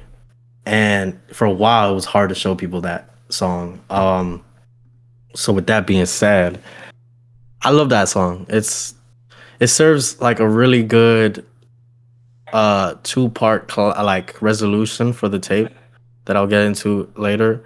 But you know, just being able to show people what SHAMU really is songs like that. You know, songs like Larry David, songs like The Swimmer, songs like I Wore My Heart on My Sleeves Until I Was Left with Two Legs. Just the like, you know, you can have songs like Leap of Faith and shit where like the SHAMU voice is just doing some hard shit, or like K Like Yeah, where SHAMU is just like bitches, guns, hoes, dick, like, you know what I'm saying? But then like it comes to a point where all of that stuff is, you know, as a person, for me, all of that stuff is escapism, and we gotta cut right down to it and focus on what really is, and there's pain behind everything. And so the deeper you get within those messaging and stuff like that, I feel like the deeper SHAMU's voice gets, and it kind of just, it hits harder, because it's like, damn, like this beat is probably the quietest beat on the whole project, and then this motherfucker just speaking to you, and you kind of just hear it, and it's clearer than ever what SHAMU has been saying before. And it's just like, yeah. And then I just wanted to wrap it up with a little Miami verse, little singing shit, because I feel like the best Lil SHAMU verses have me come in with serving a different vibe, but like kind of just reminding you, okay, we're back to the normalcy of it. But since you heard it, it's kind of like in life when something bad happens and you immediately go back to coping, but you kind of, it was still there, and you can't really forget about it or let it go, you know? That's how I feel about that verse that comes right after. Yeah, and I guess so if we talk about the beat, because like this is like the most stripped back beat on the whole tape, so yeah. This was again, this was made around that time where I was like playing around with bounce. I knew something was special here while making it. I put it on my story, and people were like freaking out about it. This was just the beat. This is back before it was ever finished. It was just it existed within like an unfinished zip. I love that beat so much. I think to this day, I think it is the prettiest thing I've ever produced. I want to say that Miami Tears as a track 2 is the prettiest song I've ever had any form of involvement in, and that encompasses everything I've produced, including my own music. It is a beautiful song. It's my number one favorite off the project. I have a memory where this was my first time ever visiting Miami, and it is hot as a bitch in Miami. Like if wherever you live, it's not hot like Miami hot in the summer. It's to the point where like me and Miami are either in her room working on music, or we're outside in where the cover art was taken, because they have air conditioning out there. And I was sleeping out there. We'd be watching Larry David, and at this time, like I could appreciate Larry David now. Back then, I was just like, this is just a show. So we're like running back and forth from her room. It's hot as shit. We're ordering DoorDash. We're heading into the back over there. So it's just these hot ass days, and then it's night and it gets cool. And Miami's friend Georgeezy picks us up, and it's Georgeezy driving. It's Miami in the passenger seat, and it's me in the back of this convertible. And we're just driving, and it's fine. Like after it being hot for so long, this cool air is hitting in, and Miami's playing Miami TEARZ for Georgeezy for the first time. And it's crazy. Like the car is dead silent outside of this track. It's not like, ooh, that's hard. It's like, it really is this like, oh my God, like we're internalizing this message. We're really taking like the pain that was in this track, and like, and especially she's like, city puts you down, it degrades you, and you tell everyone that you're thankful, like that shit. Like I'm actively here. This isn't like a place that I have to imagine has affected her. Like I'm within this city. I've been to the places that she's hanging out at. I have seen even not all, but I've seen a portion of her friend group. It's if the music feels like hanging out, like I actually was there. Like if anything, the music ends up being like this larger like context for this trip that I'm having, and it's very fucking interesting. Like very very raw emotionally for me within that moment, and I think I just like I'm so attached to that song. Like it has to be my number one favorite. Yeah, that's super special. But yeah, I think it's cool having that towards like the end of the project, but not having it be like the penultimate, like not having it be the final track. Because like you definitely could end the tape that way, but I think it's better for it that it's not like the final track on the album. Yeah, man. I guess we can move on to Nobody Here, so that I can add a point to that. Moving on to Nobody Here, that song, I'll actually let you describe the backstory to it, but I'll just quickly say why I decided to make that the last track. You know, bringing back the themes of the album, and everything is about life in a way like that's not so direct and literal. It's just in the feeling and spirituality of listening to the music, that this is about life, this is about people's lives. Like this is how life feels to live. Like this is how it feels, at least if you're someone like me. And you know, like most projects, or I guess like most sad movies that are the best ones, they have a good hopeful ending. Sometimes you watch a movie and it just ends horrible, and the whole time you've been watching it, it's just been leading up to horrible thing after horrible thing after horrible thing after horrible thing, and then it ends with another horrible thing, and you're just there like, damn, that was a tragedy, that was sad, I am sad, I am left sad. And sometimes that feeling is cathartic and beautiful, but sometimes you want the good ending after all the bad shit, right? And now I'm gonna say something about one of my favorite games, The Last of Us Part 1.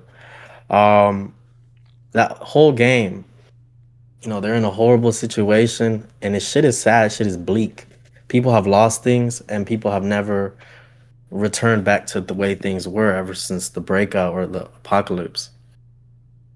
But throughout that whole journey, where Joel and Ellie keep going through bad shit, there is a theme of hope at the end of, I want to say, every cutscene.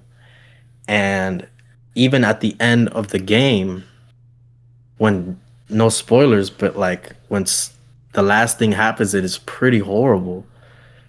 Even at the end, Joel and Ellie's relationship prospered.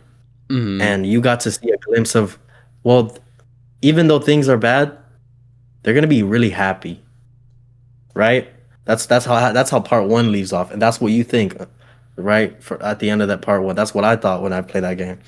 So having a song like Miami Tears end the album, I feel like that shit would not at all sour the album. It would have been a perfect ending. However, you would have been left there like, oh, I hope things get better. I want things to get better. But then Nobody Here plays, and we're back to it. Just the chaos, the upbeat tempo, the fun things in life. And that to me speaks more about what life is truly like living in it than having an ending like Miami Tears. Life is, unless you die, it keeps going. And you will have moments where you're down and sad as hell, like Miami Tears. But then you'll wake up the next day or the next 2-3 days after that, and you're going to have an experience that brings you joy again, just like Nobody Here. Mm-hmm. And that's why I kept that song there as the ending. I'm going to pass it off to Azul. Okay. So, Nobody Here was made on this very large trip. So I had the idea in 22 or either 23 for a ton of people to come over to my house. This was, I originally invited like fucking 20 people. Like I wanted this to be the big chaos link, huge as shit. But around this time, I had lived alone. I was very depressed. I had started projects that I couldn't finish. I had started a collective called Valley Saints that I just couldn't. I was too depressed to actually run and to move forward. I would be able to give it a ton of energy for one day, and then it'd be off. And the same thing happened with this link. I invited 20 fucking people, probably even a little bit more, and it got closer and it got closer, and I stopped really updating people in the way in which I did. And then the last 2 weeks out, I was finally updating people. But I was able to have Miami at the crib. I was able to have Cutlass at the crib. I was able to have a Take at the crib, Oka at the crib, and then another friend of ours named Sebastian. But it was nice. It wasn't the link that I intended, but I was going to repeat it again next year. And I for other traveling reasons, it just didn't end up happening. And then by the time the idea had spun back in my mind, I was like, okay, it's the tour. And if there's something there's something I can do is always relate things back to the tour.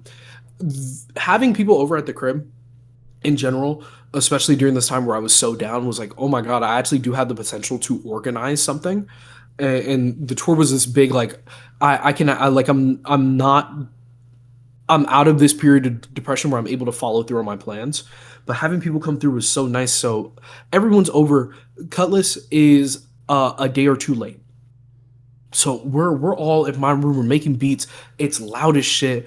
And going back to Vaporwave, one of the first Vaporwave tracks is a track called Nobody Here. On YouTube, there's a video called Nobody Here, and it's made by Sunset Corp.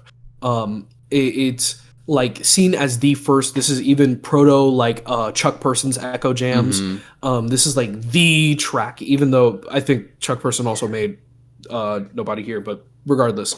So I'm playing it. I'm like, this is a crazy ass sample, and I pause it because Cutlass is here. We bring Cutlass down. This is people's first time meeting Cutlass in person. This is my first time meeting Cutlass in person. Amazing person. So we're all doing our shit, and I play the sample. Cutlass is immediately they're like, sample that, and I'm like, oh shit. Okay, so we both see a vision here. At this point, Calamita has been made, but we're only a couple of tracks in, so I'm making it, and I'm getting up. Cutlass sits down, does a little shit. They get up. I sit down, do my little shit, and Gwen records it immediately. Miami starts the verse. I'm like, damn, this is hard. This is hard. And then they stop and they're like, do you want to get on it? And at this time, again, I think Max, I had Bjork out. Maybe at that point, Dogs had came out. But this is early into my prod shit. And you can tell even because the vocal processing that I do on that track is very different than everything I do. But at this point, it's 1 or 2 a.m. and Cutlass is in my room. Like Cutlass is sleeping on the bed behind me. No one else is in the room. The room is pitch black, and I'm just so inspired that I'm like, Cutlass, I won't be too loud, but like I gotta record this verse. Mm-hmm. So Cutlass is asleep, and I'm right here just punching in. And I'm like, bet. I get out the room, port it over to my phone, and I'm playing it off of the TV in my basement. And Take and Oka are like, oh my god, like this is so amazing. And then I show Miami the next day, and she's like, oh my god, this is amazing. And it was such a good trip. But like that really felt like the biggest highlight of that trip was being able to actually make a song in person, because that was the first time me and Miami had ever made a track in person, and especially made a vocal track. And this is at a time too where and I still deal with this to this day. I feel like I underperform recording in front of other people. But like that was a real big like stepping stone for me. Because if I didn't do that then, I don't think I would have ever gone on to record in the Bay in person, because I had recorded the track that me and you did in the Bay. I'm forgetting what it's called, but it's hosted by Tripod. So we had that. I also recorded my verse for Field Day in the Bay. That's why my verse at the beginning of the track and then the verse at the end sound different. Like it sounds different mic wise and room wise, is because the first verse is in the Bay, the last verse is back here in Virginia. But it's just like nobody here was like, oh my god, like I'm a rapper. Like, you know, Miami really values actually having me on a track here. So it's good that it came to fruition, because at that time the only thing that me and her had made at that point was Actors, which didn't see the light of day. I don't think either of us were particularly happy with the end result of Actors. So yeah, nobody here was just like this big culmination of like a ton of shit. Like it really felt like that's where the ball started rolling. And I love that track, even though I feel like it's dated when it comes to my verse. I got a deep love for it. Yeah, it does feel like a needed breathing room after Larry David and Miami TEARZ. Yeah, but I also feel like in terms of like where you were at with like your own life, it makes sense like thematically for you too. That was like your bounce back moment of like, yeah, I'm doing this. Yeah, you know, exactly. Because when Block Terrorist and Rich Model Sex that came out, those were like me experimenting.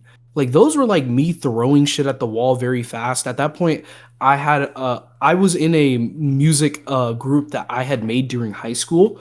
And that was my last time doing Vox. And I know one day that's going to sting me in the ass. I'm going to have real cringe to talk about. I know people are going to find those tracks. But like high school was like the last time I recorded. Like maybe at the very beginning of 2020. So me getting back into it and doing it seriously, and then seeing the response, like seeing fucking people loved Rich Model Sex. I came out with Block Terrorist, was me screaming my ass off in an apartment. People love that shit. Bjork comes out, people love that shit. So no, having another person who is already established and who's a respected artist be like, okay, do you want to join me on this track? Even though me and Miami were friends, it was a friendly gesture, but it wasn't it wasn't because we were friends. It was because she genuinely believed in my Voxes, because she genuinely wanted me on that track. I always did. I remember like since this, like I think when I met you, you weren't doing Vox, right? No, not at all.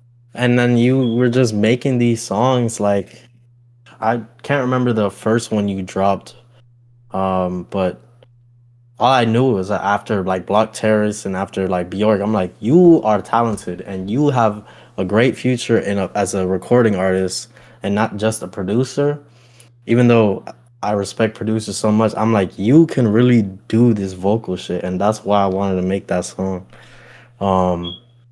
You know, and yeah. No, I just nobody here is like, I love it. I love it. Mm-hmm. I love it so much. Yeah, well, now that the project's out, 2 years in the making, it's finally out in the world. Like, how do y'all feel now that people just get to listen to it whenever? Bro, it feels great. It feels like I got a clawing monkey off my back finally. Mm-hmm. But I'm not relieved. Like, oh, I can finally drop it. I can finally not give a fuck about this project anymore. It's not like that. I truly am like, I'm so happy that it's finally here. And making Constant Calamita was one of the best project processes I've ever had. And yeah, man, it's great. It's great that it's out. I'm gonna miss working on it. Just like how I miss working on all my other projects. Mm-hmm. Calamita is such an interesting thing because I felt like everyone who had ever entered into my life, from Calamita starting to like everyone who I had worked with, like at some point, some like people were listening to Calamita. Like there was never a point where Calamita wasn't on the table. To the point where like by the time the album dropped, maybe about 100 different people has listened to at least some version of it. And I said at the beginning that Constant Calamita really could be called like HEARTSTOPMIAMI, Miami and BBYAZUL'S selected works 23 to 25. Like, so it was crazy because it's like I have friends that heard demos of this shit. I have friends that heard these things when they were just beats, and I was like, you know, Miami's working on it. Like, it feels. I have a relieving feeling that it's being out, and I know that the process of putting lyrics on these beats and then like embodying those lyrics and then that being something that you actively work on is a very different experience than producing. But I really feel like my style at least grew up with this project. Like this feels like a very coming of age thing for me, being like, yeah, I started this when I was like 20 and I was making this, and now I'm 23 and it's been out for over a month at this point. It's a relieving feeling for people to be able to hear this finalized version of a ton of these ideas that me and Miami have been laying down over the course of 2 years. I love it. I don't have a desire to work on it more because I feel like it's done. I wouldn't want to add on something. I wouldn't want to take something away. I love it how it is, and I feel like you've been able to see that sentiment repeated by people who go and listen to the project. I have people tell me that they really love this fucking project, and that means so much to me because this really is like my work. Like Creation Story was made over the course of, I would want to say, 8 months. Seriously 8 months. Other things I've contributed to before that, like Baked Method projects I've had a good couple of beats on, have maybe only been beats made over the course of 1 to 2 months. But like this was like years in the making. This was years. So every time that someone is like, I like this, it really is like you spent 2 years doing good shit. And that means so much to me. Mm-hmm. And would you say that this project made you all like closer as friends and collaborators just because it is like your project together? Oh, absolutely. Oh, yeah. Absolutely, man. Yeah. You know, we were pretty close when the project started, but as it went on, we got so much closer, and that's my man's, like, for real. Kill all sons of bitches. My parents know who Miami is and frequently ask me about her. Like it is it wasn't like that at the beginning. I don't particularly ever refer to people as like that's my brother, that's my sister, that's my whatever, but I refer to Miami as my cousin, and my parents know that very staunchly because that's not something that's not a title that I give to other people. Not as if like, oh, they need to earn that. I just I spent so long, especially being an only child, being like, I'm in this shit alone. In the times in which I would have a brother or sister, figure that I looked up to, I either was always put into some crazy scenario because I really idolize those people, or these are people that I ended up really fading with. So for me to equate someone to family, who isn't family in that sort of way for my parents, is like this very big thing. And I know that Calamita is like this big inspiring force. It's when you start working on something with someone, when it's not we're doing business in parallel, but we're doing business together. It's that bond tightens really, really, really strong. And I think even down to my family, they know that over the 2 years of making Calamita, like something big has happened within our friendship. Mm-hmm. That's awesome. Yeah, I had a similar thing where I made a collab EP with a guy named Cameron Show like earlier this year that we've been working on like 2024. Like me and him didn't even know each other that well when it started. It just kind of naturally happened. And me and him were still talk like pretty much every day now, and it's been like almost a year since that came out. So it's awesome stuff like that plays out. Like, what do y'all think your favorite thing about the tape is? Like your favorite thing that you did for it? Oh. Oh, wow. That's a good question. Damn. Shit. My favorite thing It was the inclusion of the messages of people's calamities. Mm-hmm. So this wasn't like an idea that I had at the beginning. I want to say halfway through, I had the idea. I had the idea of having people include their voice messages for this before I even had the idea to do that for Meow too.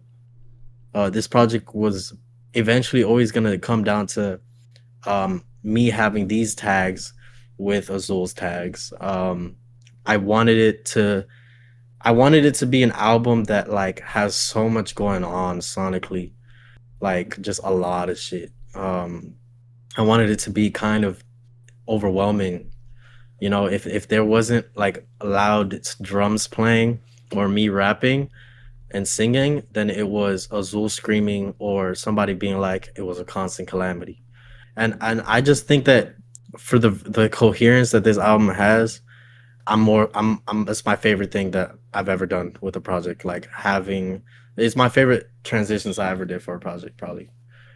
Just because of how more meaningful it is than something as opposed to like Sick Parvis Magnus transitions, where they're more so like, just easy mixtape transitions that are just, supposed to serve as like something cool Mm-hmm. and something to make it coherent in the sense that these are just a bunch of songs that are put together on a tape, but this one is like thematic coherence, and I'm very proud and happy that I did that. So yeah, that's that. What my favorite thing really has been hearing Cutlass. It's like hearing Cutlass's takes on things. Like, nothing is more satisfying than having sent off a beat that you really care about and then getting vocals back on it. But like the ways in which Cutlass would just swag my shit out crazy. Like I would send them something like mediocre, something lackluster, and I'm getting back this beat, and I'm like, damn, this is like top 5 of this year. Like, it can't be understated how impressive Cutlass is as a producer. In the Seriously. fact that, especially in the modern day, I'm a Cutlass clone. Like, I will admit it. It feels like I'm always peeking over my little like cheating binder and looking at what Cutlass is doing, looking at what Zero Fault is doing, looking at what Sydney Runner's doing.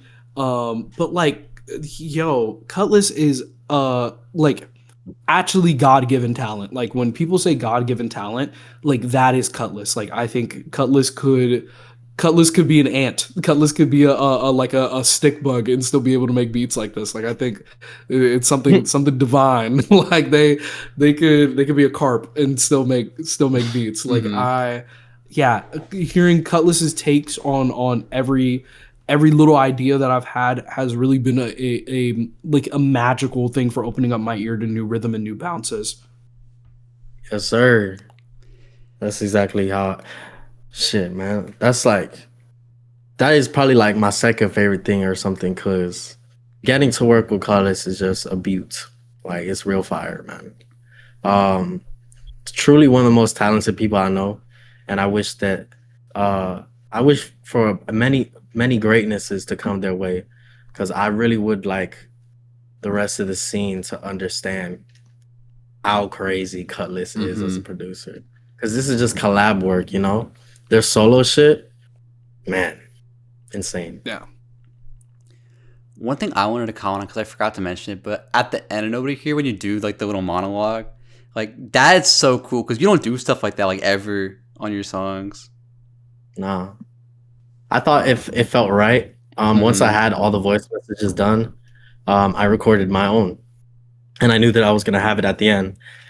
Solely because like nobody here serving as the ending, like that's cool, and it worked perfectly. But you know, this is still constant calamita, and it is always a constant calamity. So I ended it with just a little reminder, and I feel like that as an outro, yeah, like that little voice message is sad. It's not as sad as Miami Tears, but it's kind of like sombers, and it's kind of like you just had a shitty week, and you had a fire weekend, but at the end of the party, you're kind of just drunk and you're like thinking about it. Damn, this week was shitty though. You know what I'm saying? Mm-hmm. So that's what that voice message Yeah, I was, thought that was a man. really effective ending. Thank you. Um, And then I guess for whatever y'all are doing next, like, what do you want to do differently going forward for whatever your next thing is? Like us or individually? Like, individually, I guess, because I know you're both doing completely different things. Okay. Shit, I mean, individually, I'm trying to get a lot more eyes on me and the rest of Planet Zero in the coming year before I keep pushing out more projects. I would say that's my next goal. I plan to do a huge little single run next year. So you want to say something? Next year's a big sprint year for me. I want to get the most placements I've ever had. I think I've been too sentimental about beats. I've been too like, I love listening to it, so I'm never going to send it out. Like, I need to have the dream placement with this. But yeah, it's going to be getting more beats out. I'm going on a big sprint of vocal music. It's going to be finally getting an identity for my sound outside of just like me having fun. Cause like I love FaceTime, I love Sydney Runner, I love Without It, but a lot of that is me having fun and just like yeah, I could objectively I can go and record on any beat and come out with a track, but like I wanna be making songs. I know that after tour 2, ooh. I know after tour 2 I'm realistically going to start the production of a solo project. I think it's been long awaited. I think people have been waiting to hear my own take on my own music, and something that really is indicative of a time in the way in which creation story is indicative of a certain amount of months, and the way in which Constant Calamita is indicative of a certain amount of months, and then how stuff with the other people within Planet Zero, how Walkstar Shoddy's project feels like a time, how Trope's project feels like a time, how Mason Infinity's projects feels like a time. I feel like I haven't had a time within my music. I want to have something where I'm like, oh, that's very 2026, 2027 me. But it's music videos, creating a larger image, a larger ethos around my music, very inspired by the other members of Planet Zero. Well, very excited to see that from both of you. But yeah, so this was Constant Calamita by HEARTSTOPMIAMI and Baby Azul. All of them will be in the description. So maybe you were tapped with Miami and not Azul, or vice versa for whatever reason. Like, please make sure you check both of them out. They also both have full interviews on the channel from over this summer. So if you want to see them maybe a little different era of their life, talking about a whole variety of things, like, that's there too. Yes, sir. Normally I'd have like the Bandcamp link to the project so you can support them directly, but I'd have like the SoundCloud link, I guess. So if you want to listen, because I think you have the support thing on SoundCloud, right? The new shit. Yeah, I just got that. Yeah. Everybody send me $1. Yeah, there you go. So if you want to support them directly, please go do that. Yeah. $1. I mean it. Send me $1. I need it. I need it. $1. You can do it. $1. Just one. You don't got cash. It's just not like someone asking you for cash. You know, it's not like that. You got. I know y'all got little bank accounts. $1. That's nothing. Just think of it as a Steam winter sale. $1 game. $1. You can do it. Bang it out. $1. Send me $1. Yeah. Send me $1. I think that's everything for me. So if y'all want to say like anything at the end before we close out the video, send me $1. Is there anything we need to say? Keep it breezy. Happy holidays. Yeah, on occasions. Drive safe. Keep listening to Constant Calamita. We got more music soon. And if you don't like it, yo, bitch, like it. And stop and send me $2. And send us $2. Send me $2. Pussy, send them $2. And yeah, 2026, we lit, we live, we still here. We gonna make $3. Still making money. Still getting money. Oh my God. Yeah, I think this is gonna be the first video I put out in 2026 because it'll be dropping. What day? What day will it be? Yeah, January 3rd. So hopefully this sets a good precedent for the rest of the year going forward. Yes, sir. But yeah, I'm Amu. This has been a Hidden Driveway Debrief. Thank you for watching. Goodbye. Thank you.